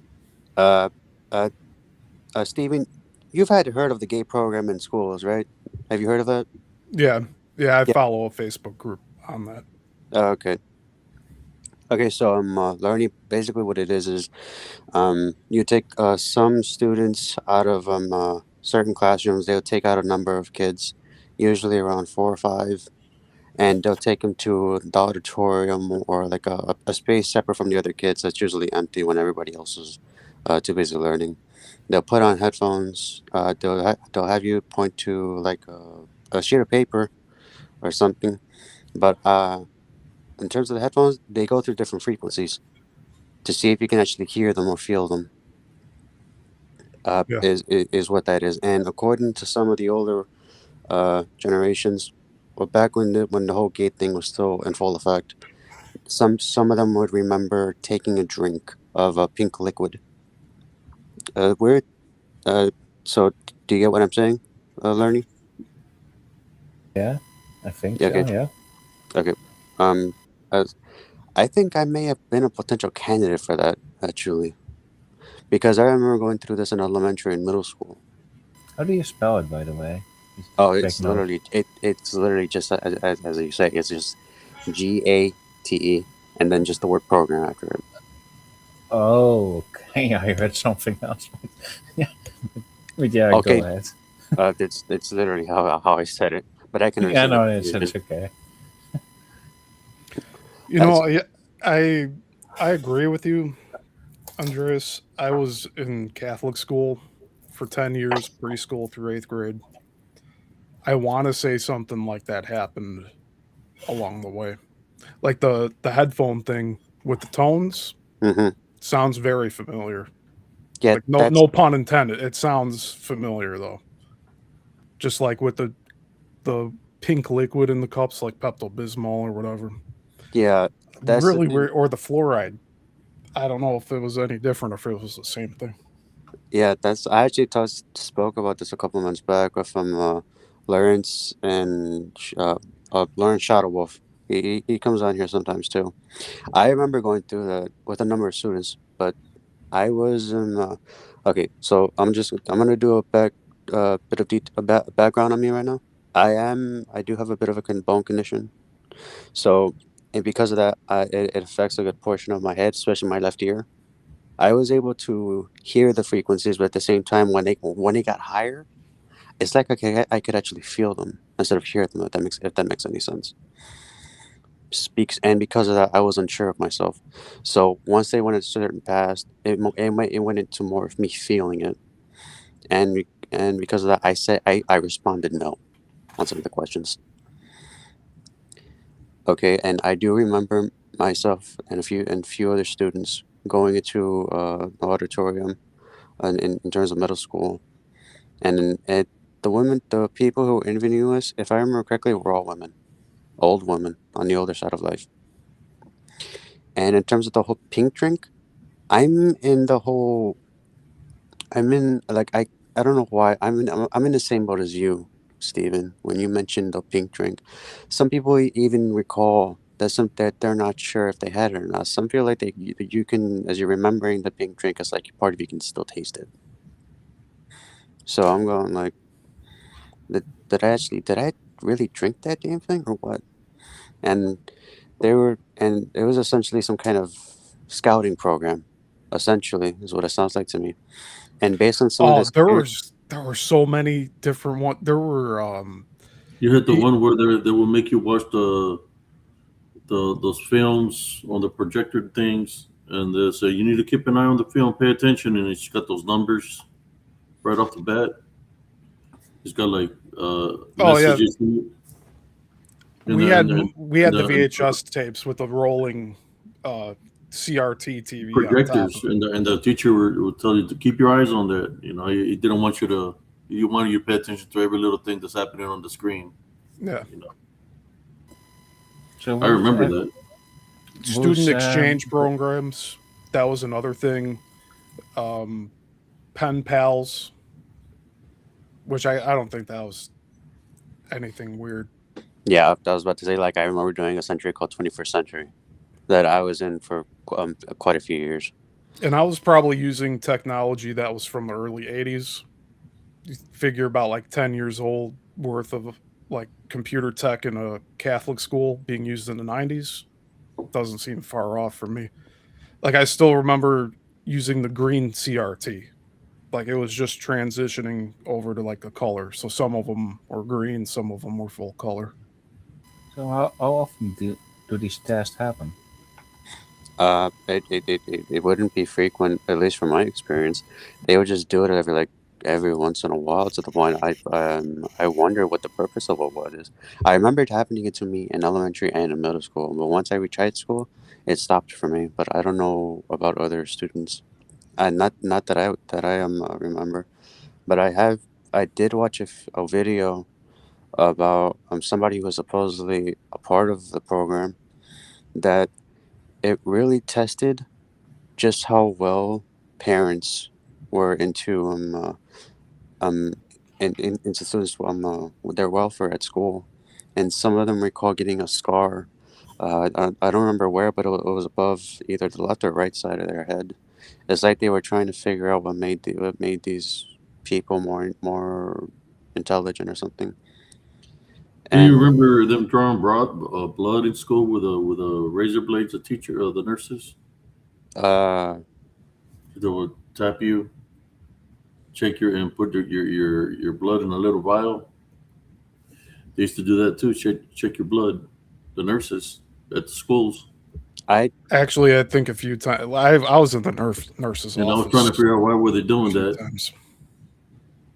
I don't know about that. I don't really remember them doing that. I wouldn't be surprised if it happened, but You know what I do remember though? what? Because like my Catholic school was built like And in they the give you candy. They give you like candy after that.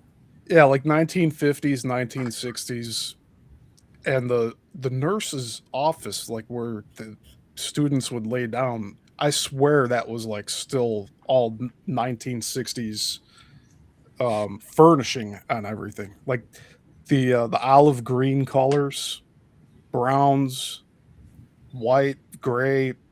Like that's what I grew up with the Catholic school was like all of those types of colors there.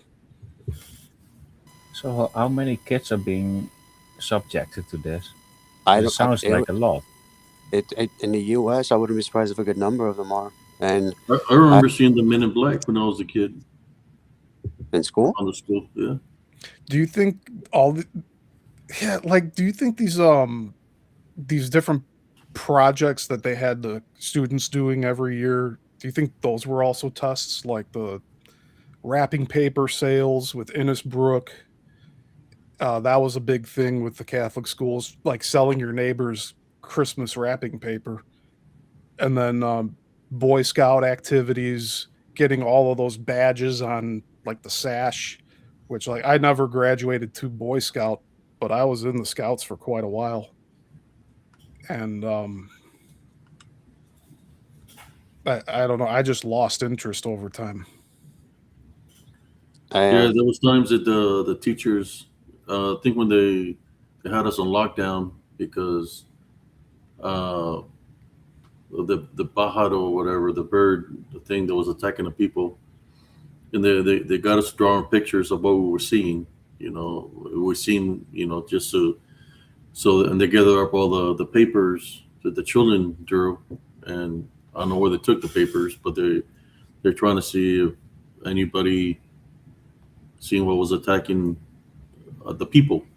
So they grabbed all the pictures the children drew and took them. So I guess I don't know if that was a test too or whatever. But there was only one time that I remember something like that happening. Um, and it was dealing with the bird, the pájaro that was being spotted in 1976. They made us do that, but they kept us away from going. Even we couldn't go to play outside or nothing because that was happening down there in the Rio Grande Valley. We had to stay indoors, even during the day, because of that bird or that was attacking the people. I got scratched in the face by something that ripped the screen window out of my room. Tried to take me out. It tried to take me out the window, but I was so skinny that when it hit me, I flew back. But it come out. I got the scars on the side of my head. I never got stitches, so they heal by themselves. But now that I'm getting older, you're able to see them. It reminds me of Wolverine, those scars, because you're able to see them. I would never think about it, but then I remember, what happened to me. Yeah, I will see the Men in Black driving around in the black. At that time, was black limos within the little town, and they had the shades on, and they were all in black, driving around through the city. You know what? Speak. I'm not. This might be something unrelated. Or but- should I say through the town? Through the town. So wait, did your school go into lockdown because of that? Like, Yeah, okay. there was a curfew and everything. They wouldn't allow children to go and play outside or anything. You had to stay indoors. I did. This could just be me, but I remember one time when I was in elementary school, we actually did go into lockdown, and I heard rumors from the other teachers and students that there was a sketchy-looking guy or guys, but I only heard guys, so I don't really know. I was younger, and you know how in elementary school, if you're caught outside the classroom, go into the toilet, go into the bathroom, and sit on the toilet seat and stay quiet. And that's essentially what I did. And the teachers and principal, vice principal will go around. You're not supposed to make a sound. You're not supposed to talk to anybody until you hear that same lockdown clear or all good. And I waited, and I'm going like, was this a real, or was this just a training exercise? In my opinion. There's a guy I ran into when I was a little kid. There's always a guy that was playing the projectors, and he would show like the cartoons and stuff for the children. They had like a little conference room by the library, and help him with the equipment to his van. And he showed me some stuff inside the van. This device that was in there, and he told me that nobody. He told me that he wasn't from here, that he was a time traveler, and it was showing me this device here, to how to operate it. And they said, you might not understand right now, just remember, because when the time comes, you'll know how to use this when the time comes that you need to use this.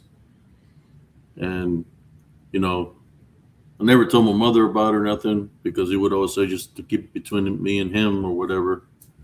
But he would show me this device with all kinds of it was colored like green stuff in it, and you know, like a machine.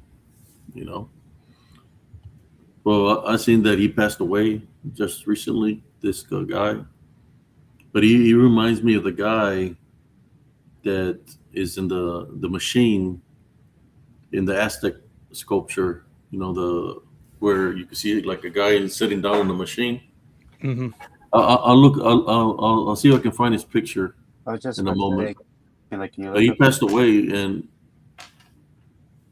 he would tell me, that he wasn't. I guess he told me that he was like a time traveler of some sort. And then I remember when something was going boom, boom, boom in the sky, and he tried to tell me it was him doing the boom booms in the sky. And it's like, now that I'm older, I still remember the device. It looked too high tech, man. What he had inside that van, it looked high tech. I mean, was it a bomb? What the hell was it? I don't know. All it told me that when the time comes that I know what I'm supposed to do with it. But he said he was like a time traveler. That's what he tried to tell me. But I heard he passed away. Let me see if I can find his picture. And if it is a time traveler, is he from this planet? Where is he from? But I was just a kid, man. This guy was already grown. Telling me these things. Show me this device. It had green stuff in it. I mean, I never seen nothing like that. And this is like in 70, 75, 76. Oh, Beyond is back. Hey, Beyond. Not unless he was some kind of scientist, Brandon. some kind of scientist. I'm having all kinds of computer problems, or internet problems, I think. I've been having them for 2 days. Ugh. Hi, everybody. I'm fascinated by Abe's time traveler story. Yeah, that's a new one. You haven't mentioned that before. Well, I got the picture. I just never mentioned it, because I hear, everybody talking about the aliens and all this, but this guy, he was like a person, but what was weird, he was real tall, real tall. I don't know, he just looked different. But I'll show you his. Let me see if I can find a picture of him, so I can show you how he looked. But he showed me this device, and he was showing me how to operate it and everything. He said, this is. Oh, you got to share more of that, Abe. That's Huh? awesome. That's awesome. I want to hear about like the device and everything. But let me see if I can show you a picture of him. Let me see. Let me go into my Facebook because I seen it that he had passed away, and I recognized him. I said, "Hey, man, that's that guy." Because I remember he was always taking me and showing me how to operate this thing, man. It's like this.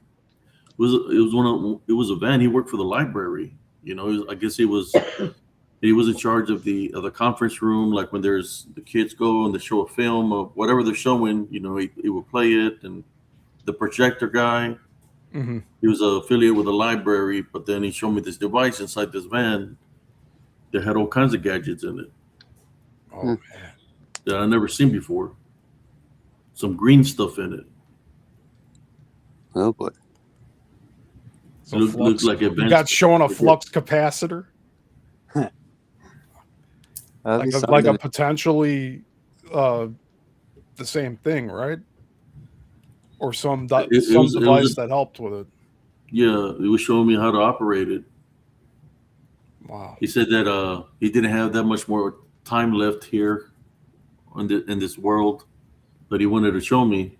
But I was just a kid, man. I mean, I think I was like 4 years old when he was doing this. Trying to show me this device. Oh. But he said that he was a time traveler. That's interesting. Let me see if I can find his picture. I'll let y'all take the floor, and when I find the picture, I'll share it with you. I have two things I want to say. Mm-hmm. So the first thing, Andreas, we were talking about the testing in the schools. You know, another thing that this conversation made me recall is early on in grade school, we had a PA system that did announcements and everything, right? Yeah. For the end of every period and the beginning of every one, they would have like a little jingle of a bell that they did into the microphone to the PA. And over time, they just switched over to a tone. And that was like in maybe seventh or eighth grade, they switched over to the tone. You know, so jarring to hear every single day, like 8 to 10 times a day, depending on like lunch break too. But that carried on into high school. Oh yeah. And it's like it was training us to then just like follow like a habitual thing. If we hear a tone, we think like we're forgetting to do something, like your car doors open, ding ding ding ding ding ding. It's like you want to find the source of that problem, but we're raised through our schooling with having this tone going over the PA system every 40 minutes. And it's I think it's detrimental to the learning process. I won't deny that because you got to remember one thing. Who knows if those tones are using are frequency disturbances? You got to remember Exactly. we're still affected by sound, and these DDNs they can use sounds to affect us or drive us crazy. And as we're developing, supposedly our third eyes, or at least the gland it uses, what was the word? Calcifies. I'm pretty sure that's the term for it. And if these frequent, if we're going to, they say when that happens, your third eye is classified forever or something along those lines. And I noticed that okay, everybody at one point feels stressed out, and when you're stressed, your body reacts very negatively to it, and that affects your mind as well. And just like you mentioned with the whole, if it's trying to cause, like it's jarring to us, and throughout your years, I basically grew up with those kinds of sounds because I'm younger than you. But according to you, that didn't start till what, seventh, eighth, is what you said. Yeah. So like right around like 02, 03. It was like right after 9/11 actually. If you Okay, think about it. okay, I was born in '02, so I did grow up with those kinds of stuff where it was introduced to your generation around that time. So, and kids are very malleable. So I can understand where you're going from with the whole sound theory, and in terms of like trying to get the human mind or body to subconsciously think like the moment I hear that, oh crap, I'm late for class, and then next thing you know, you get used to it throughout your daily life as an adult. Yeah. Like by high school, if you had a Mm. double period class, Yeah, you would still hear the passing period tone play over the PA system, but you knew that your class was half over at that point. So like it also brought you out of the learning process, I feel. It's like you're reminded again of time, and instead of absorbing whatever you were focusing on, you're pulled out of that again. yeah, And and really, if it's like a half-hour class, it takes you about another 20 minutes to get to that point where you got interrupted again in terms of like focus. yeah, and that's another thing that we're doing to the youth, even right now. We're putting so much stress in the importance of time. And I'm gonna go with something that Wolf said. Instead of investing like money or investing time, which is time is essentially our currency for ourselves, time for to grow, and time to learn to develop on our own. But we're constantly put in such a rush throughout high school. We're just used to it, which is something we really shouldn't be. Like back in the days when Jesus came, you're like, sure, they had certain tones or bells that they rung, but it was always at a certain time. Nobody was really rushing compared to nowadays. So, and when you mentioned the whole school programs, I've only been in two. The first one would be the gate program potentially. I'm not sure about that, but I think it was in the 21st century that I mentioned earlier. I think that was just a normal after school activity, but you, but there weren't that many kids. I mean, like maybe I don't know, bus, like a single bus or two for all the kids, and even then there'll still be a few seats empty. It wouldn't be just every kid there. So I don't know what that was about. Supposedly, like if you were in that school, you were needing to learn more. But I think the only reason I was even put into that is because I wasn't getting much effort, in my opinion. Other than that, we just had went to field trips and stuff like that. So I'm not sure what that program was about. But the gate won't stop for high school for me. I'm not sure how far these programs keep track of you, or if they really ever lose you, because some people still talk about it, even to this day.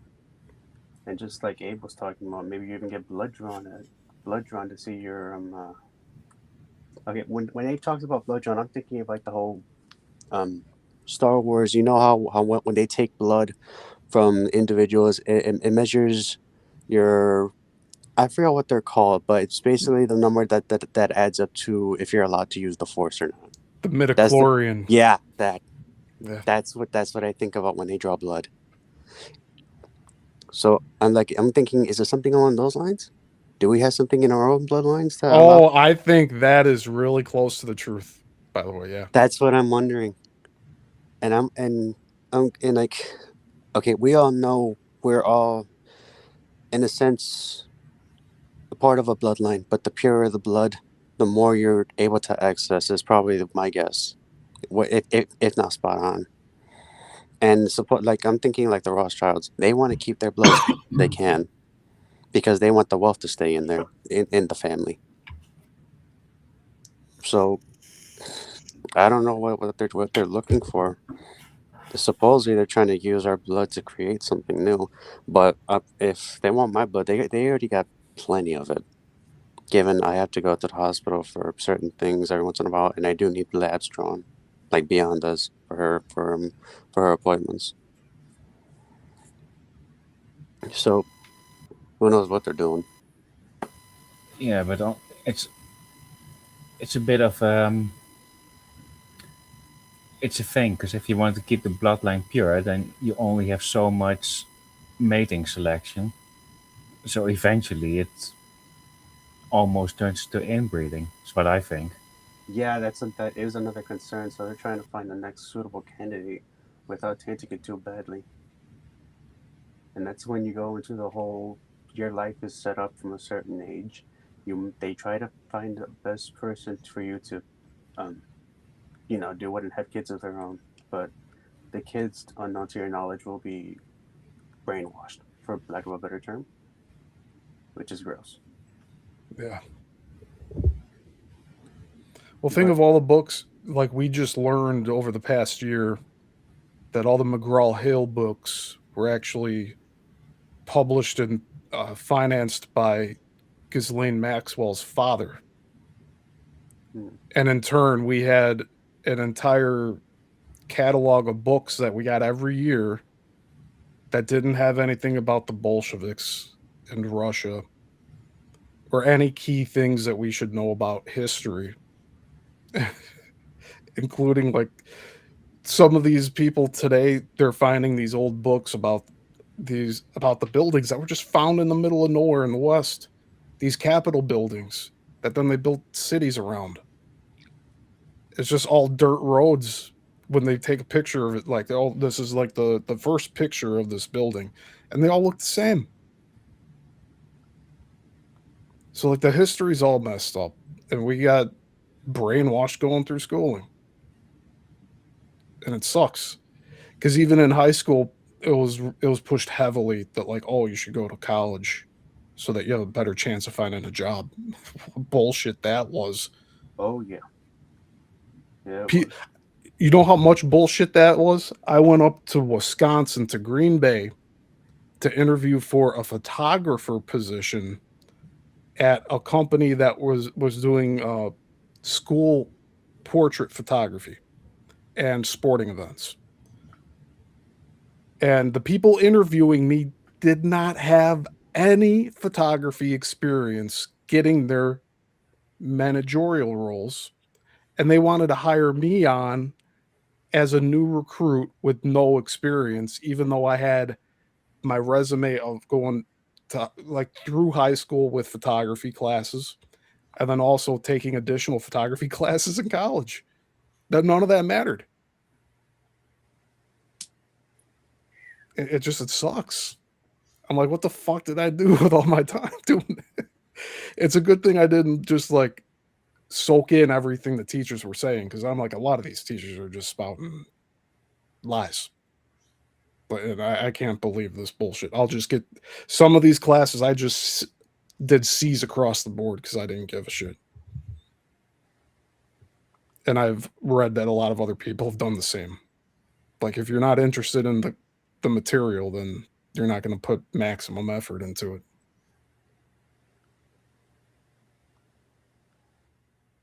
No, I kind of had the same. I just was only concerned with just passing the year and I'm good. And at college, I just did it on the cheap. I just knew I just didn't. I just knew that I wouldn't get that job. So eventually just finished college with some minor degree and started in the warehouse.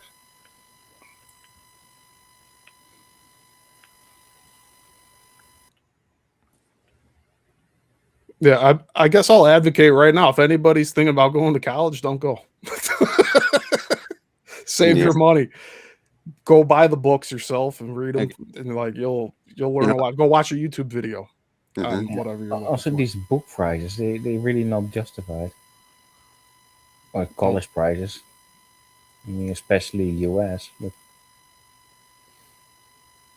Oh yeah, I'm gonna take a book, a quote from a TV show. I'm not sure if you guys listen to this. It's like Tulsa King.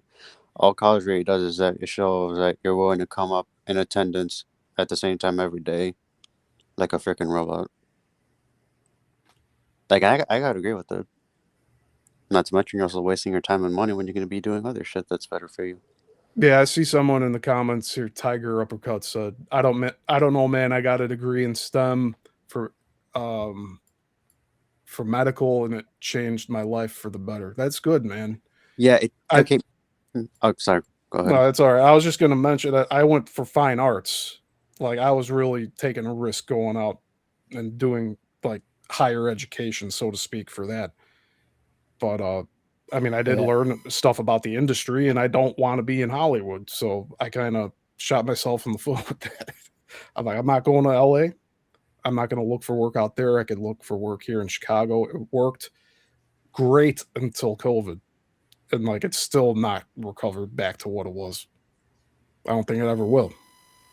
Unless I start doing like tape transfers for people's like home movies and stuff, which I might start doing again. I got the setup here to do it. It's a skill, and people need that stuff. It comes down to that, because I don't want to be working in Hollywood and doing all the sacrificial shit, all these like soul contracts. Like, fuck that shit. Like, I never wanted to do that to begin with, but I wanted to make my own movies. And to add a bit of nuance to your original point that college is, well, useless.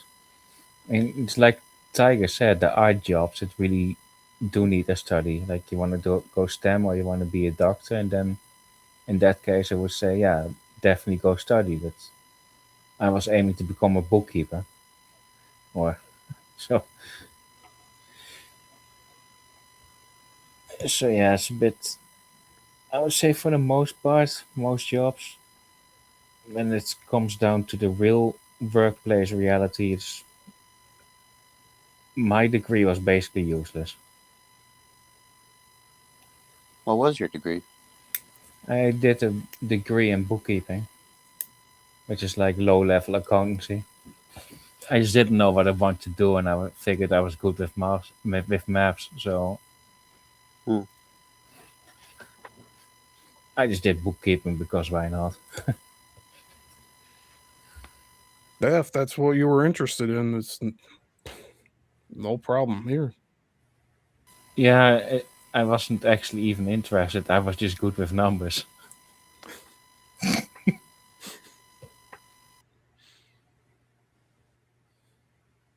All right. Well. Maybe. Maybe can you guys hear me? Yeah. Yeah, you. Okay. So maybe it'll work now. I don't know. Wait, is that why you God. quiet? Because we couldn't hear you?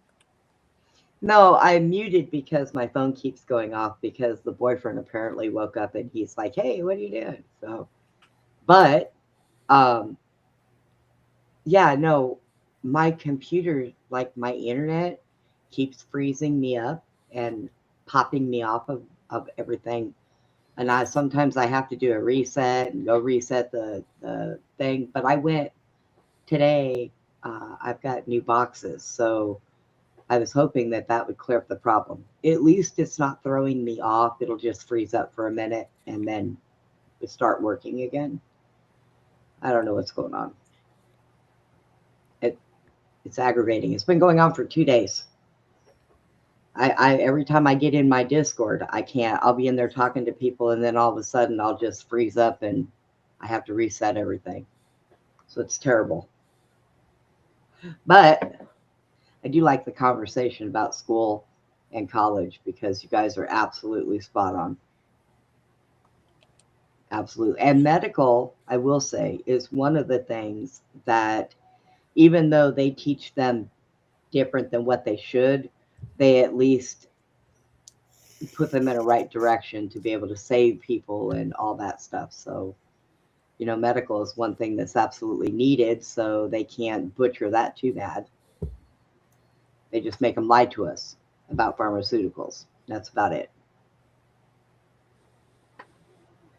I don't know. Hmm. Steve, Well, how you been? I was about to ask that. Like, you came on, wanted to see if there's anything new happening with you. Oh yeah. Well, I got you all here now. I could. I do have news. Oh, what's the news? Tom Althouse's sister, Julia, emailed me tonight. Oh, Well, that's new. That's Ooh. the first time any one of Tom's family members has reached out to me. And they watched episode 25 of Let's Talk About It. And she thanked me for calling Tom out. oh, well, And I'm going to reply back to her and ask if I could use the whole email or parts of it to like on the next show because I do want to talk about it. But she basically said that she was trying to help Tom for a long time, and then he started getting like I guess stubborn with her, and then she started setting boundaries, and then that's when he turned against her basically. And she says it's hurtful hearing all the lies that he says about her, that she never sold out to Hollywood, and that she's getting help through the political processes with Brian Fitzpatrick to help I think like special needs kids. yeah. Like it sounds more real to me than whatever Tom has been saying this whole time. How dare she But have boundaries? she said that what was that? I said, how dare she have boundaries? Yeah, right. She was like she didn't want to talk on the phone as much anymore. She wanted him to just text. And then he's like, "Well, what's so wrong with like talking on the phone with me? Oh, you're compromised. You got bought out by Warner Brothers." It's like, holy shit, man! It's like it turns on a dime so quick, but it's the narcissism. It has Yeah. that, and then whatever mental illness that Tom is dealing with that he's not having handled, and then the enablers or the handlers like Penny and Yeah. Michael Jaco. They're the ones encouraging him to continue this farce. Even Tom's sister says that she doesn't believe that what he's saying is true. That the Matrix was stolen. She doesn't even believe it. And she said that she like her watching my show helped her through the day the other day. So like she thanked me for the Let's Talk About It show, where I'm just cutting into Tom's bullshit left and right on that show. But it was validating for me to get that email from her because I did mention her on some of the shows like, hey, like you guys, anybody wants to talk about this, like get in contact with me. And she finally did. So I'm impressed with her reaching out to me. I'm not happy with the news whatsoever that Tom's lying, but we kind of came to that conclusion already. I Yeah. think that's top news, isn't it? Yeah. Yeah, it would be interesting to see like how their childhood was. Like I don't know if it's a younger or older sister, and like they Oh, grow up she's together. yeah. Apparently, they grew up together, and then they they just all got alienated. The sister was taking care of the dad, and she was his sole caretaker. And she said it's hurtful to hear Tom say that like she killed his dad, like because Wow. he said that stuff on air. My sister killed our dad. Oh wow, I've never heard him say that. That's Yeah. interesting. Yeah, That's he interesting. shared. He's like, she took him off life support. She wouldn't let me go see him. No, in this email, she says that like Tom never went to see his son's funerals or his dad's funeral. No, didn't attend any of them. Had the chance to. That's the portion. They were just estranged. He could have Wait. reached out at any time to go to the funeral, to any of the three, and he didn't do it. Wait, he didn't go to his son's funerals? No, What? no. Never said why? Well, on the interviews I did with him, he said something along the lines of either they were like cremated and he wasn't invited, but like if he doesn't even reach out, like that opportunity was there for him and he didn't take it. It's like, damn. Wow. And then he just reinforces this world where Hollywood's out to get him and they've killed his family to send a message to him to stop talking. But yet he goes on all these shows and talks crap about everybody, including me now. And I'm like, no, fuck that. Like, I'm going to speak back out against it. But she said, Julia said that Tom is wasting all of their mom's money, or draining all of her savings, basically. So Tom's living off of his 94-year-old mother's bank account. And he's gonna be 70 in like 3 years.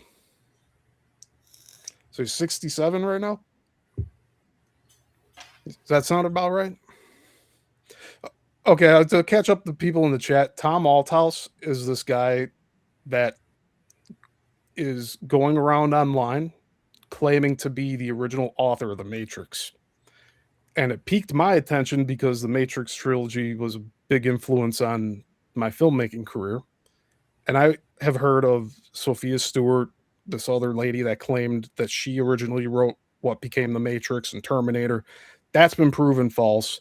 But I didn't hear much about Tom Althouse, and he was openly inviting people to interview him. So I reached out to him in like 2022. And I interviewed him for 2.5 years. I even flew to his house to film a documentary about all of this. And he backed out of the documentary when I got there. He wanted to write a book instead. Apparently, he's invited many filmmakers to his house and did the same damn thing. He was about to invite another friend of ours, Chad, to his house to film the documentary, but that dude's a writer. And it's like, why would you have me, the filmmaker, fly out to the house to write a book, and then you have the writer fly out to the house to film the documentary? It makes no fucking sense. And so I helped save Chad from spending an insane amount of money booking a plane ticket out there and spending, who knows, like 2 weeks out there with him. It's just, it's a mess. This guy's not who he says he is. And I'm trying to save other people time from looking into it like I did and give them the truth of it, that this guy's just making the rounds, using all the latest pop culture references like Elon Musk, always talking about Elon Musk. He believes that the the technology from his script was given to Musk by Warner Brothers to make all the tech he's making now. It's so ridiculous. The script doesn't read like The Matrix. We're 60 pages into live reading it. Just, it sucks that I put so much time into it.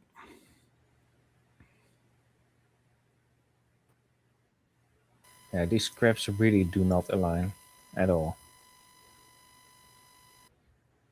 Yeah, Andreas has been there. Brenda and Lerny, all you guys have been there for this with the read-throughs. Like, you see it just as clear as I do. There's no bullet time yet. There's no red pill, blue pill scene yet. There's a lot missing. All the iconic scenes that he's trying to claim credit for, it's not in his script. That's what I find interesting, because his script is actually not bad. Because when you read it out, I think like, okay, what's gonna happen to this character now, and all that stuff. I mean, it doesn't. It carries anticipation's carried from page to page. Like, it reads pretty well. Yeah, I wouldn't say it's as good as The Matrix, but it's good. It's all right. But why would he choose to make such a weak case rather than just put that out?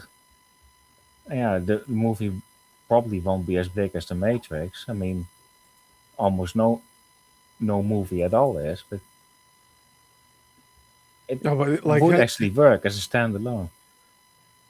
It would. But he can't shut up about how, like, everybody used his ideas already. It's... I think, mate, just push your product out and see what happens. Yeah. And then he made up a story about me saying that I laughed in front of him when he was talking about his 2 dead sons. Like, I laughed about their deaths. He said this on multiple shows now. And so I have to correct the record and go live on my channel and say, no, that never, ever happened. That never happened. And I have hours of recordings of just transcribe, because I wanted to transcribe what Tom was telling me about that he wanted to add all this stuff into this book that he turned into 4 books. And I'm like, let me just audio record this on my microphone. Like, I used this same microphone to record our conversations when he wanted to talk about his case, when he wanted to talk about the theft of the script. I got hours of that stuff. But it's like, it was like an AI chat GPT robot. He was saying like 4 words at a time, and I'm writing it down. It's like he's making shit up as he went along. That's what it sounded like. Or it was hard for him to remember. If he's thinking about this stuff every day, it should be a much smoother story. And it's not. So I feel like he's just taking whatever's like trending, and he's trying to ride on that. Originally, he sued Warner Brothers for what was it? Demolition Man. And he never speaks about that. But that's part of his story, is going after Warner Brothers in the late 90s before The Matrix. Or no, it was actually after. It was like 2001. He went after Demolition Man. So it's just all messed up. And he went to go watch The Matrix in the movie theater in 99, and he said he had to walk out because it was too violent for him, and he didn't see any significant matchups between his script and that movie in 99. So, like, he admits in his deposition that he didn't see any resemblance to his script at the time. But now that, I don't know what he's thinking, but these people around him should not be telling him that he's right. Yeah, they stole your script. None of these fuckers have read his script. And they're all just jumping on the band. Yeah, we believe you, Tom. Holy shit. And I was part of those people for a while. It's just crazy to think about. And it's a big lesson, and don't just take somebody's word for shit. Like, if they're making big claims, there better be big evidence to back it up. I still love that story when he said that, Hollywood or whatever, they stole my script, but they decided to unsteal it because I found it in my house again. Yes, he actually says this. The bad guys broke in and returned the scripts because now they want to be on the right side of history. Whatever. No evidence of a break-in, no security cameras recording these CIA agents running into his house to place the script on his bed and leave. None of that. Very conveniently left out. But the scripts are back. And take that, Steven. It's sometimes it's like I'm like fighting with a child. The way this dude operates. I mean, sometimes I think it's just pure comedy. Yeah. Oh, it is. I forgot one main thing about his ass comparing you to, I think it was a Roseanne show or something. It To was a an evil snowman. Nephilim or something. No, that was Veronica's show, yeah. I also heard about an evil snowman. Mm-hmm. Yeah, That actually- Burl Ives. He compared me to Burl Ives. I did find that funny. Evil snowman. Didn't they compare you to the guy from the Pringles? It's basically the same thing, right? You know, the Pringles got the little character with the beard, little mustache. Yeah, they were making all kinds of jokes. Oh, I included in my intro now. It does have It's a like- nice ring to it. We say Yissel Missile Pringle. I mean, sounds good. Here.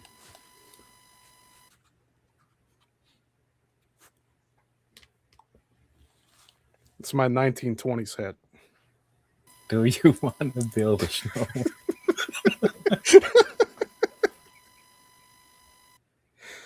I was just wearing it, and then like he just instead of just having a conversation or like refuting any of the points I was making, he just attacks my appearance, which means I won. So like I'm proven right. Whatever I've been saying is close to the truth, if not the truth.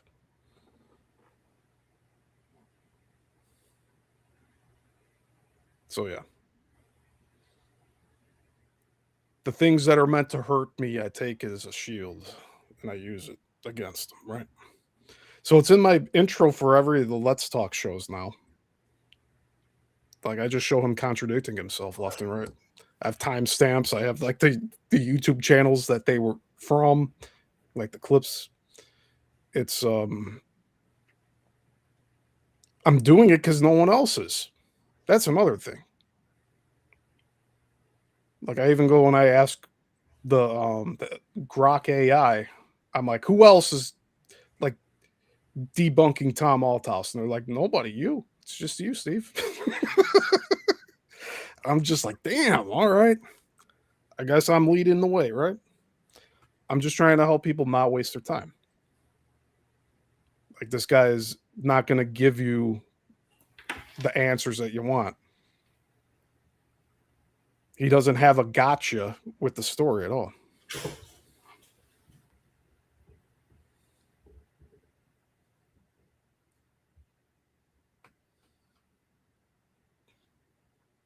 I mean, some things he does is horrible, but other than that, I think the guy's just pure comedy. Yeah.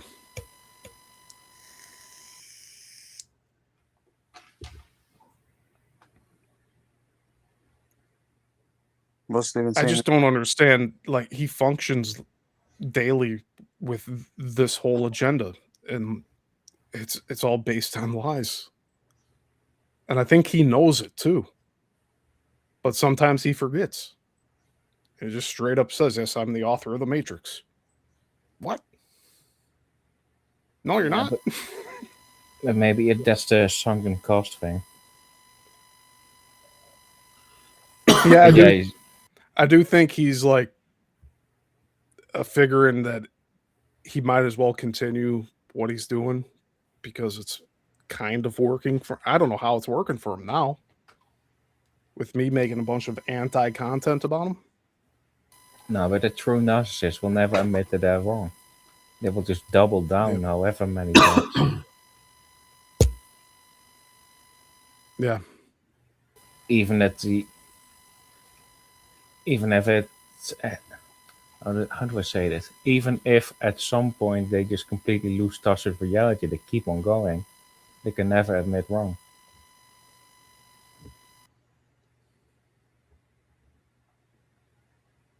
And accept an apology that I'll never receive. That's another part of this whole thing. It's like I want an apology from Tom, but I'll never get it. And I'm sure he wants one from me. Or what, is he going to start doing shows on my channel again if I say I'm sorry? I don't think so. Well, maybe this helps, even though some narcissists seem to be winning, which Tom isn't, but I know other narcissists and they seem to be always getting their way, but those people are just miserable. Like the whole time that it's spent in envy, like the one comment somebody made 30 years ago, which wasn't even that serious, it still stings them. They're constantly angry. I Oh, mean, yeah. do you really want to swap places with that? Not really, but I'm sure Tom's already spent a day or more just fuming about my videos I put out. I can't believe Steve said that. This is going to destroy my whole grift.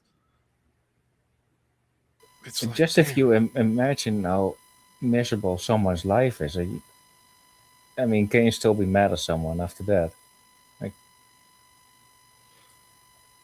oh, no, maybe you like it's can. not But, that I, I mean, you're right. I can't be mad at him because I think part of it's his what, and he's even mentioned this himself. Some of this is his condition that he has, which is probably a mental thing that includes the narcissism, because that also includes the lack of empathy. yeah, I just don't really know how to put it in words. But for some reason, if it comes back to me personally, some people really have crossed me in a certain way. But I see now how their life becomes, and I just scoff at it and like, oh yeah, you see, and now I happily move on.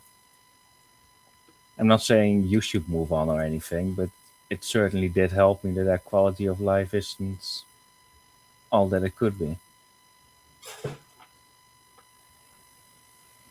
It just helped with my forgiveness, Yeah, by which I'm and not saying you don't, but like I've changed my attitude toward the way that I do my shows now. Like this last one, episode 25, I'm shifting more toward I'm upset with the people that are reinforcing his delusions. And I feel sympathetic for Tom in a way because I don't think he can help himself with some of this. Like it's just first of all, it's like it's baked into his daily routine that this is what he does. He goes on to shows and talks about how he's the writer of the Matrix. But then there's another part of me that thinks that like he knows he's wrong, but yet he continues to push this story. And that's the part I'm trying to get at with him if he's watching my shows, which I believe he is. Like I'm trying to get him to understand that like he doesn't need to cling on to this thing. He can do his own, like he said he has 15 other scripts. Get them made. Ask for people's help to get them made and then just let them get made. Don't be on set like shutting production down every day being like, "Oh, my coffee's too cold." yeah, Cuz I but could see him doing that stuff. that's what I've been trying to say. By by nature, a narcissist cannot let go.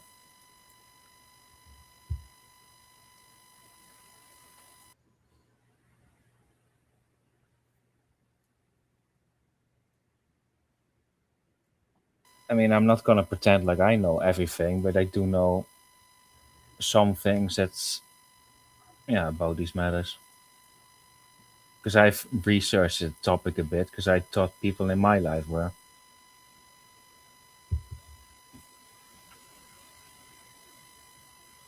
So you're right. I agree with you. And I've had to deal with narcissists my whole life, so it's shocking that Tom was revealed to be yet another narcissist. But I think I have a role to play in this with helping people understand like what condition he's dealing with and like what are the signs to look for, and that if they want to help people like this, it's going to be very time consuming. So Now I've seen some clips and mainly from your channel and where he is doing his way, and I thought like, yeah, that's gotta be one. I mean, the way they present themselves, how they talk, it's just like a certain language to it. yeah, one thing I noticed from like the reels I'm putting up now is he's when he tried to shift his conversation about his two sons that passed away, he like was repeating those words like they were like it's like he has a script he follows. Yeah, you're a greeter at a hotel or something.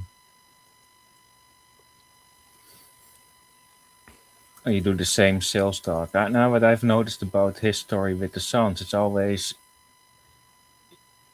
timed perfectly, so he doesn't have to answer another question.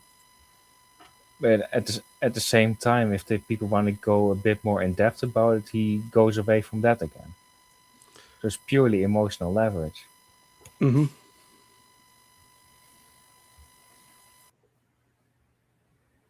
Like I was having, because like my cousin watches this show too. He was sending me stuff off of Tom's website of other interviews that we haven't covered yet on my show. And one of them asked Tom directly, "So what happened to your sons?" And Tom answers, "That's a great question. Warner Brothers does not want me to answer this question, but when they went and did this thing with Disney back in 1996, and I was doing this, and I was over in blah blah blah blah blah blah blah blah blah blah blah blah blah blah." It has nothing to do with the question though. And he would go on for like 4 or 5 minutes like that, and then he's like, "Oh, and thank you for letting me take the floor. And sorry I took up most of your time." But did I answer it? No. And then they move on to something else. Like I challenge these hosts, like repeat the question like 3 or 4 times to get him to address it. He'll just end up leaving like he did in his deposition. He just walked out. The court reporter was shocked. The lawyer was shocked. Like, all right, judge, let it be on the record. This guy's leaving. Yeah, But he was, sometimes the host he is talking to, I can already see in the first 2 minutes or so, and like, okay, this is not getting anywhere. The host is someone that just takes everyone's word at value and never applies any form of scrutiny or discerns anything. It's just a yes man. Cynthia asked in the chat, are you sure he had sons that passed away? Some people seem to even lie about that. I wasn't 100% sure until tonight when his sister emailed me. So she confirmed that, yes, tragically, he lost two sons. One was in the deep end of like a lap swimming pool on a military base. So that's true. And another one, it was an accident with a snowplow, but it wasn't a hit and run. And that's the new information I got tonight from his sister. So that confirms that he lost his two sons, which, I mean, with everything else he lies about, I wouldn't be surprised if that was fabricated too. But we had to make sure. And this is a significant confirmation for me. It's his sister that he also has alienated himself from.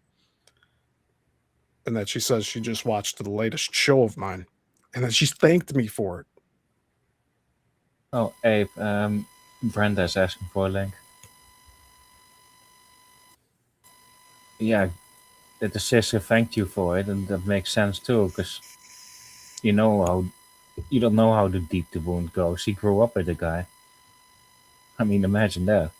Oh, well, yeah, she said it hurts her to not react anymore because she does want to defend herself, but she's learned that the best thing to do is just not engage with narcissists.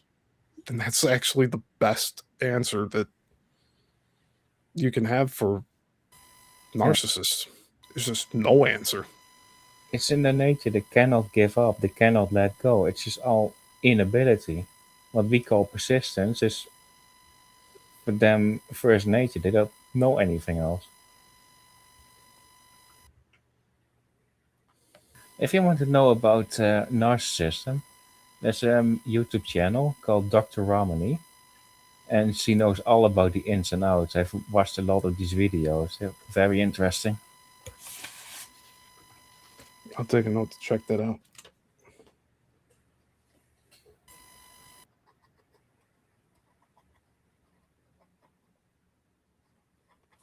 It's not DR for doctor, Ramani. I'm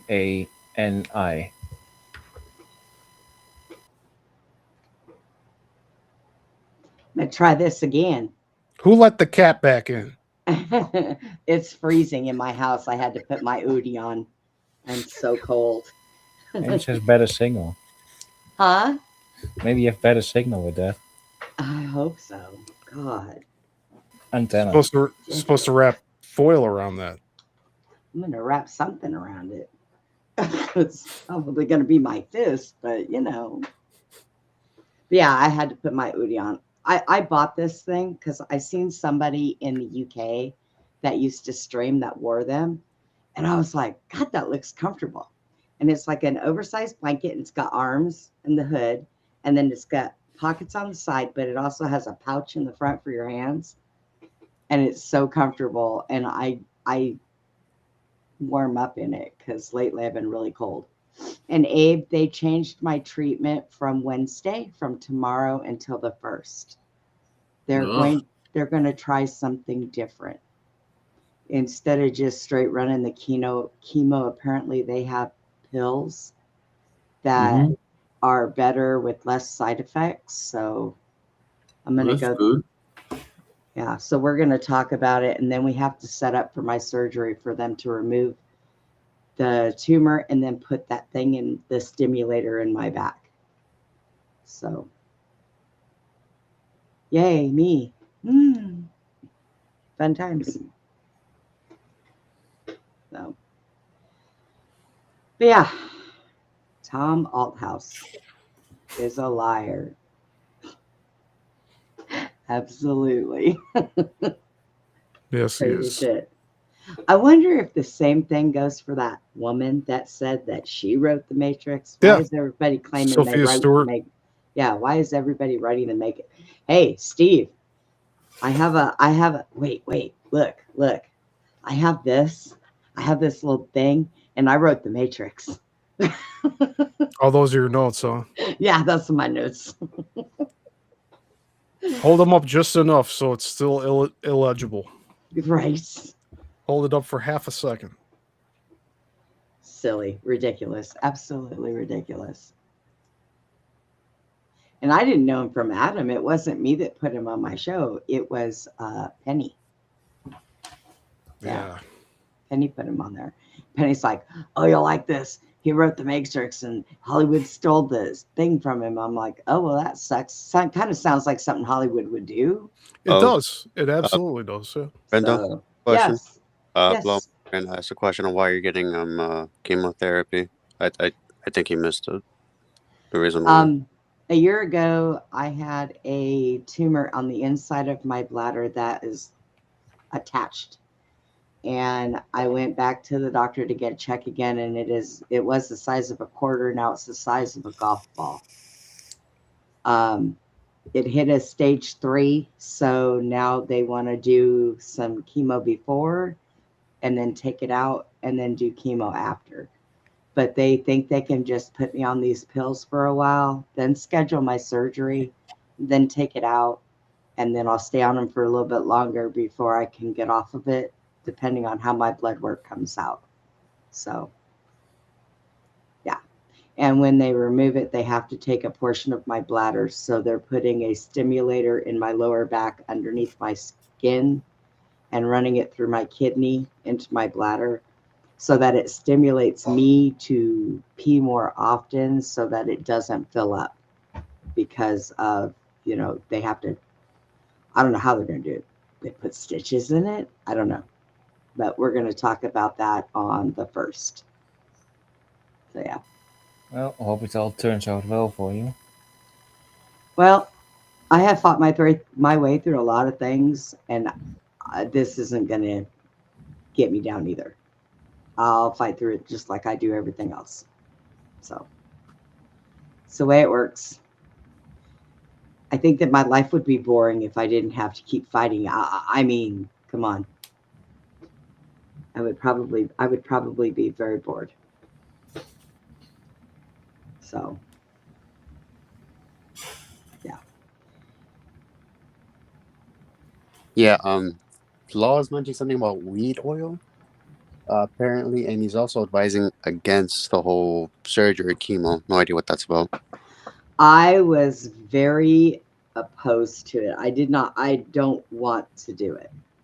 But see, here's the problem. It's already gotten so far without taking anything for it that if I were to just say no and start trying something natural, it's not going to work in time. And it'll spread through my body if I let that happen. So I have to take a precautionary thing right now because it has to be done. It's already too late. And natural's not going to work as fast right now. Not as fast as I need it to. And I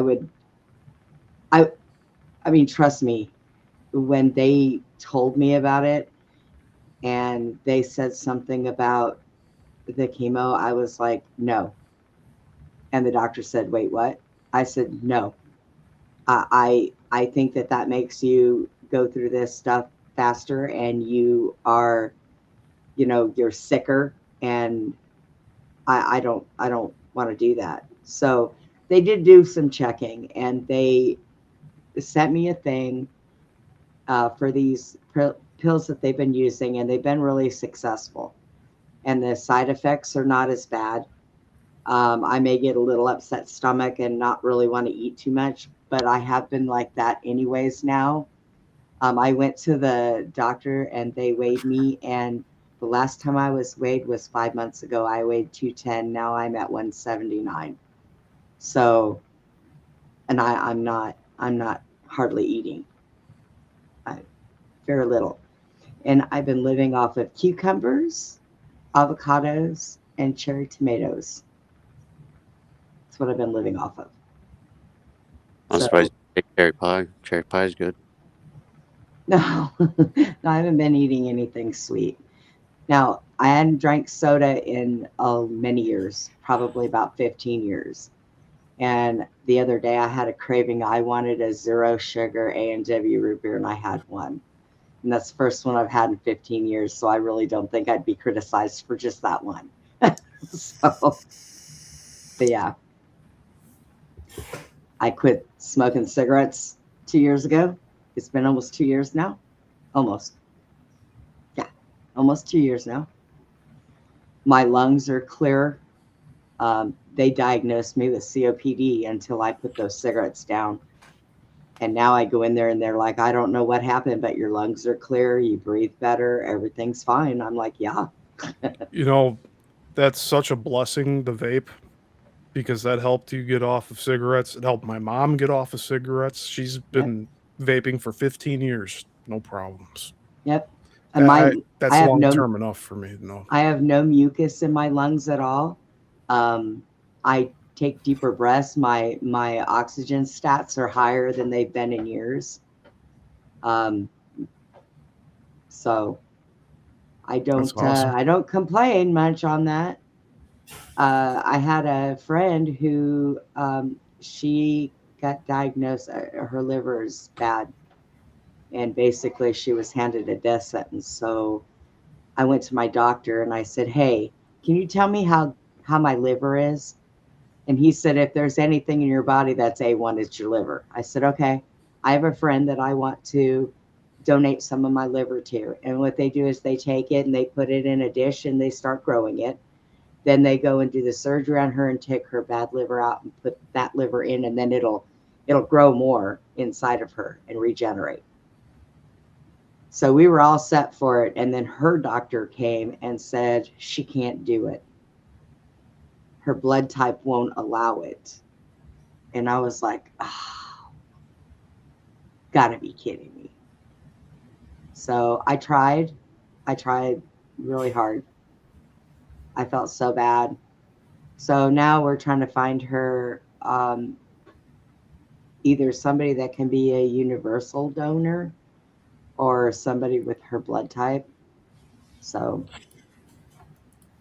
but yeah. So that's all. Other than that, I've just been doing nothing. Been hanging out in my Discord. We're taking a break from the shows. Glenn's show that I do during the day with him and mine, so that I can get in the right headspace and deal with a lot of this stuff. So, yeah. I wonder who that was that came on. I saw his handle was Rick Dalton. What? What? Who Somebody. was that? Yeah, that's what I was wondering. Like I recognize his handle or username. He shows up on PTRT too. I wonder why he left. I don't know. I don't know. Who was it? Mm. I mean, I'm almost what going to was hit the 3-hour marker in about 8 minutes. Nuh-uh. Yeah. Already? Yep. I just been Hey. chilling here, letting y'all Chilling? handle the show. Abe's been chilling. I just been chilling. I have That's to okay. I have to wait up a little bit longer. I'm waiting I for was trying to find that picture of the guy, but I can't find it nowhere. Can't find man. it? Yeah, I was going to ask if you found it yet. That's what I was doing. all good. I couldn't find it. I need to look through.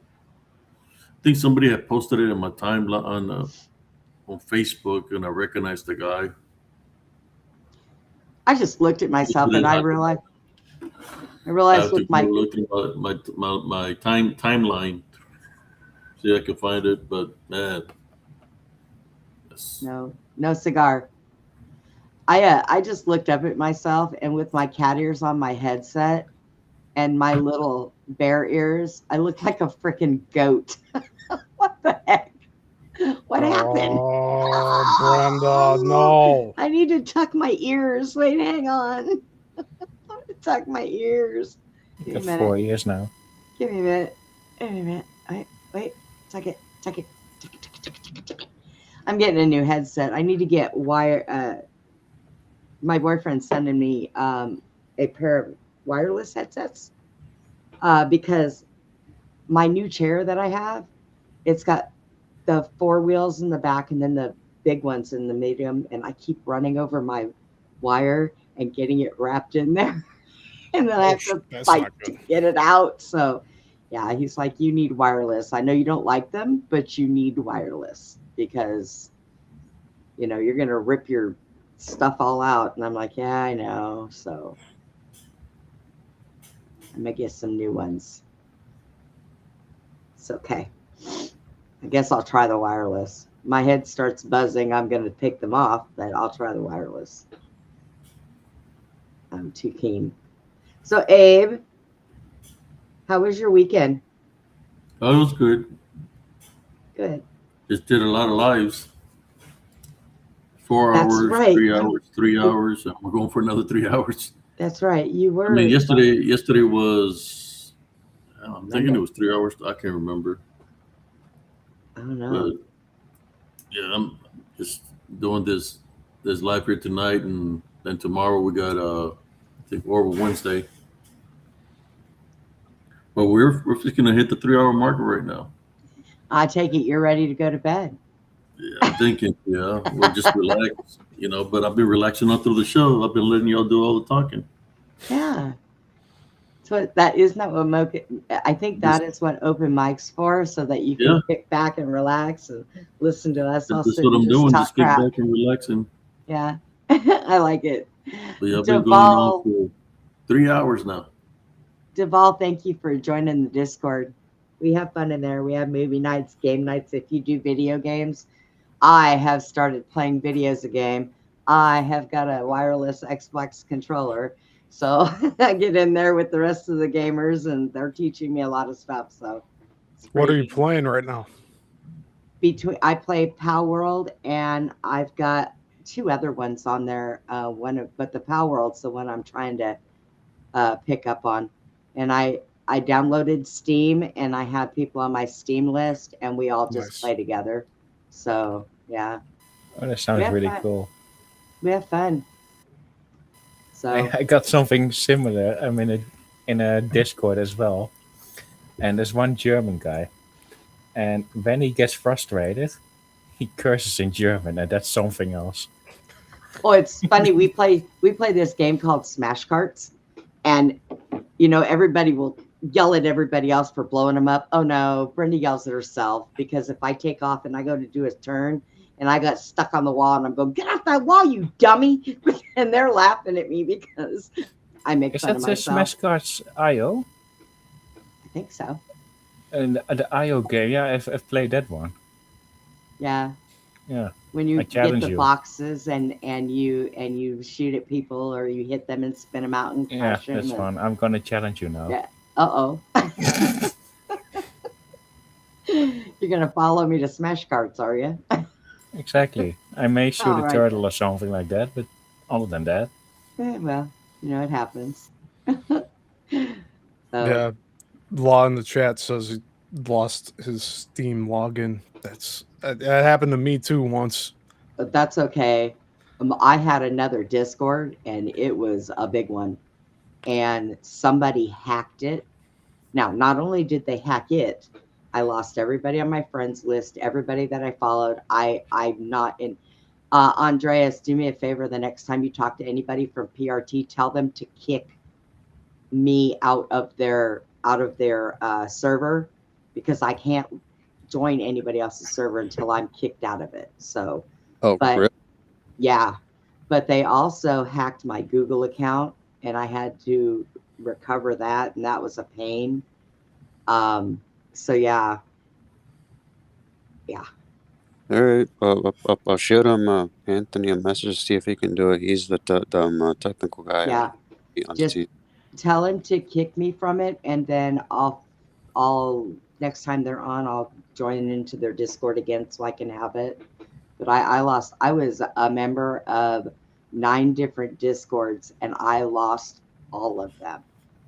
So I'm starting with very bare minimum. There was a few people that followed me over here to my new one, and we're slowly getting other people back. And my mods and my admins have been sending people messages on the old Discord and having them. I even had to change my emblem. They used my Beyond the Box emblem that I have on here.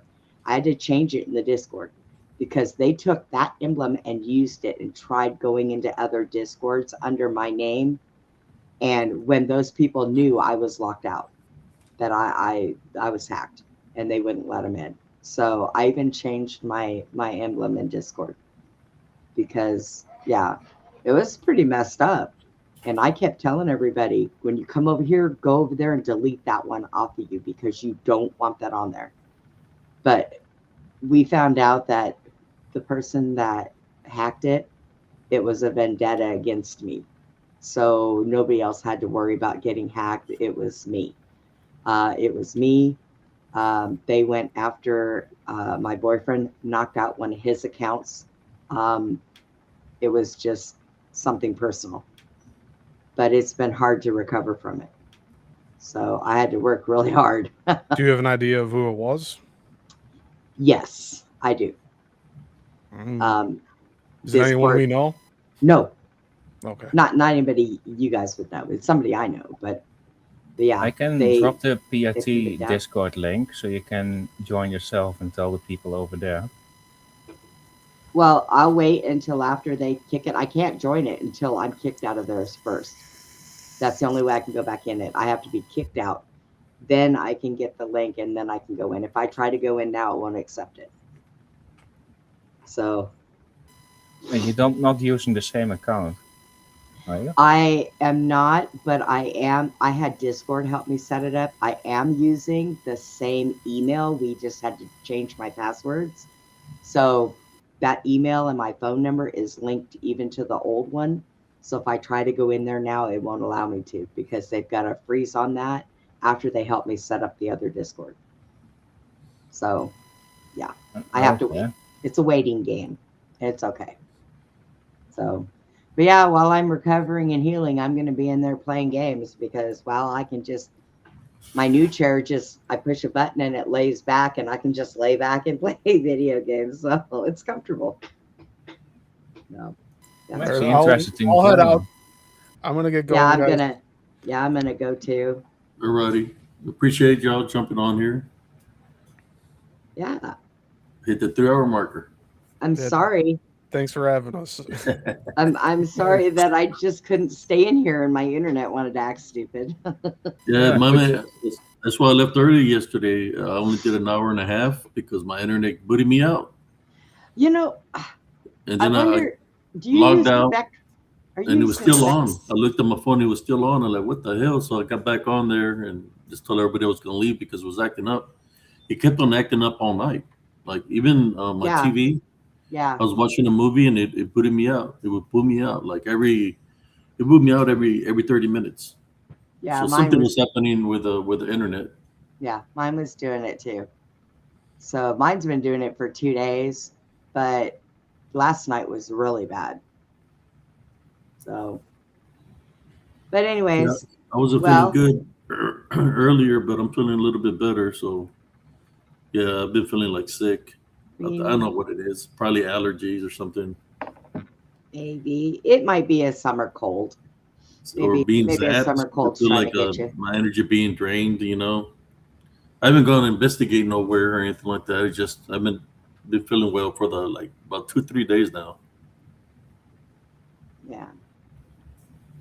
All right. Well, take care. Good night, everyone. Good night, Steve. Have a good one. Can you drop the link, Beyond? Do what? The Discord link? My Discord link? Yeah. I can do that. Yay. Yay. We can play some Smash cards. Play Smash cards. Laramie's Texas is following me to my Discord to play Smash cards. Exactly. You're not getting away. That's funny. There, it's in the link. There it is. Or it's in the chat. Awesome. Laramie's he's gonna get me.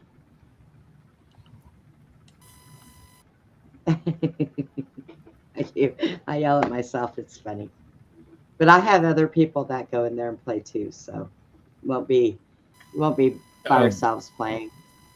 No, I understood that. Don't worry. My boyfriend's a nerd. Oh, plays games. He's a nerd.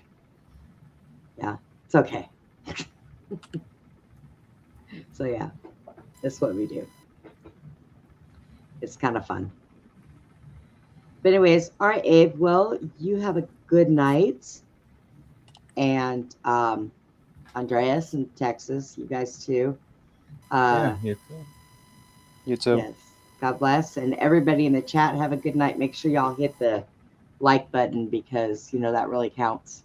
Oh, Brenda needs to do it too. There we go. I did it. See, I did it. Follow my lead. And we will see you guys later. God bless everybody and have a good night. All right. See ya. I Good cannot night, accept thank the you. invite. What? Oh, sorry. I tried to accept the invite and says it cannot accept invites. Well, that's funny. Duval just went in there. Hang on, let me try. I'll try it again. Let me get off of here and I'll try it again. All right. Wow. Real quick. Okay. Hey, Sister Cynthia, she was wondering why we could Roach's notifications. So I went to the channel. She's still subscribed. Wow. Holy shit! I wasn't even aware that they was subscribed to the. The Great. Roach's channel is still subscribed. I gotta see. I know sometimes he jumps up on here with his fake profiles. Like 2 trolls came in tonight, back to back. Yeah. I'm going. One went by a literal. Forgive me. Who's the one that was making fun of his teeth? What? I haven't. Somebody was making fun of his teeth, and then he come in here with a fake profile talking about his teeth are messed up. I have no idea. I think it was Sister Madeline was making fun of his teeth or somebody. And I mean, I didn't know that was happening, but then he jumps in here with a fake profile talking about the person is talking just about his teeth, that his teeth are messed up and all this kind of stuff. But like, come on, vámonos, get out of here.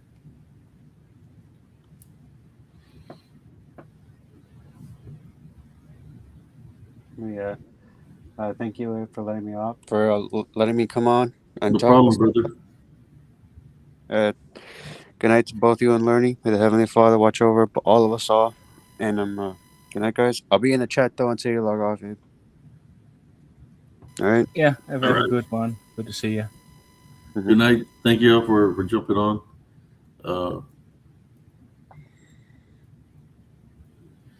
Justin said I killed Godzilla with my sword. Blah blah blah. Oh, impressive. Anyway, have a good one. Thanks for having me. It was a good time. No problem, as always. Texas Only. Go have fun in Discord and I'll try. beat Sister Brenda on the go kart or what is it? I'll do my best. Smash carts. I will. Have a good one. All right, brother. All right, have a good one. Well, there you go, folks. When it comes down to open mic night, we talk about all kinds of things. So we heard a little bit about talking about all kinds of things here tonight. I couldn't find a picture of that person. I need to really look. I can't remember right now, because I'm not feeling well, but I need to find a picture of that guy so I can share the picture. I was like 4 years old. He would operate the field projector, showing the whatever cartoon they were showing, but he's the one that showed me this device. Told me he was a time traveler.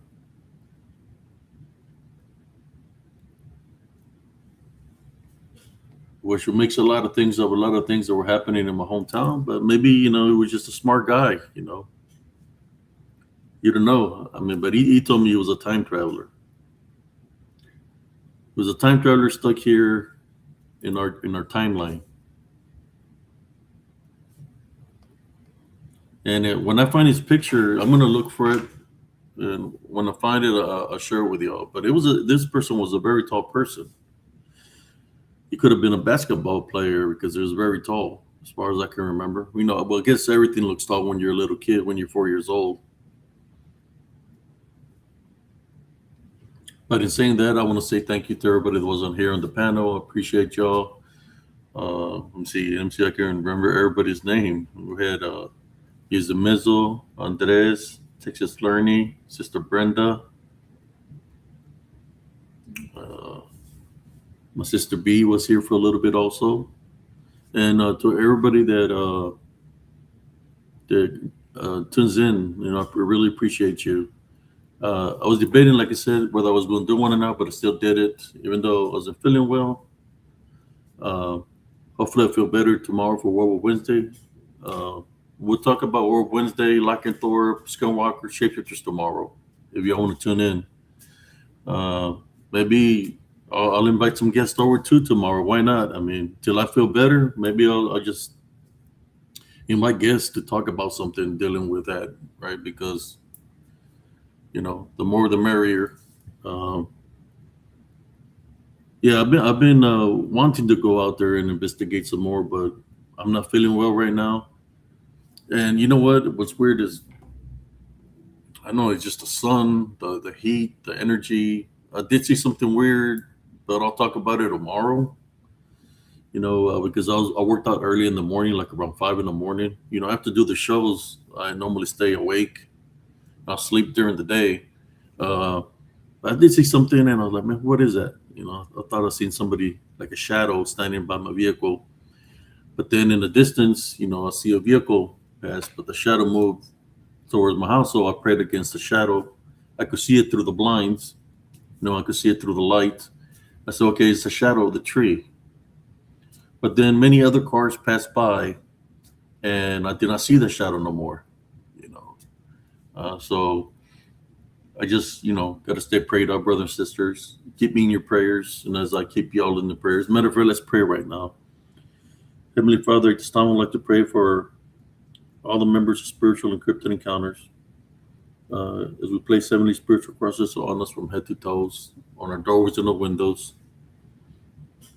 If there's any witchcraft or necromancy, we tie, bind, and rebuke you through the name of Jesus Christ, or any unclean spirits trying to get into my foundation, into my property.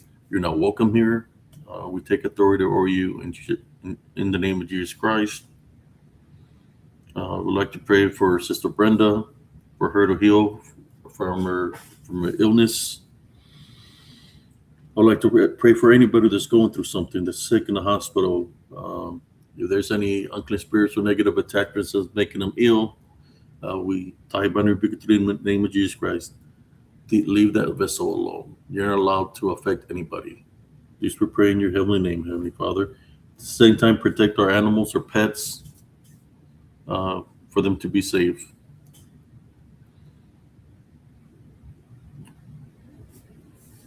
Thank you, Heavenly Father, for listening to my prayer. This we pray in your heavenly name. Amen.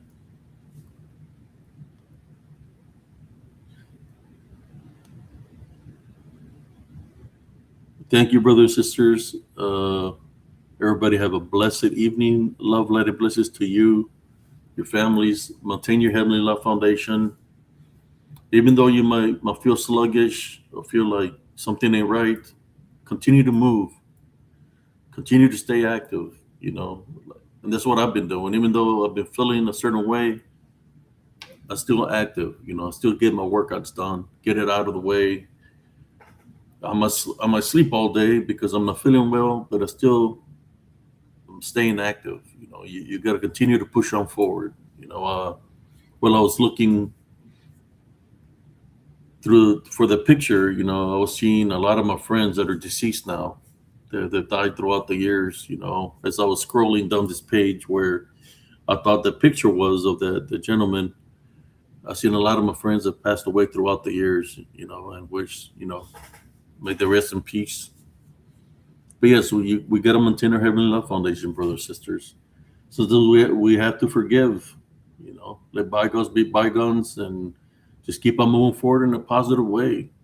Can't dwell in negativity. Can't live with anger. You have to forgive. Forgiveness is part of love. In saying that, good night, everybody. God bless you all. And again, thank you very much for tuning in and hitting the like button.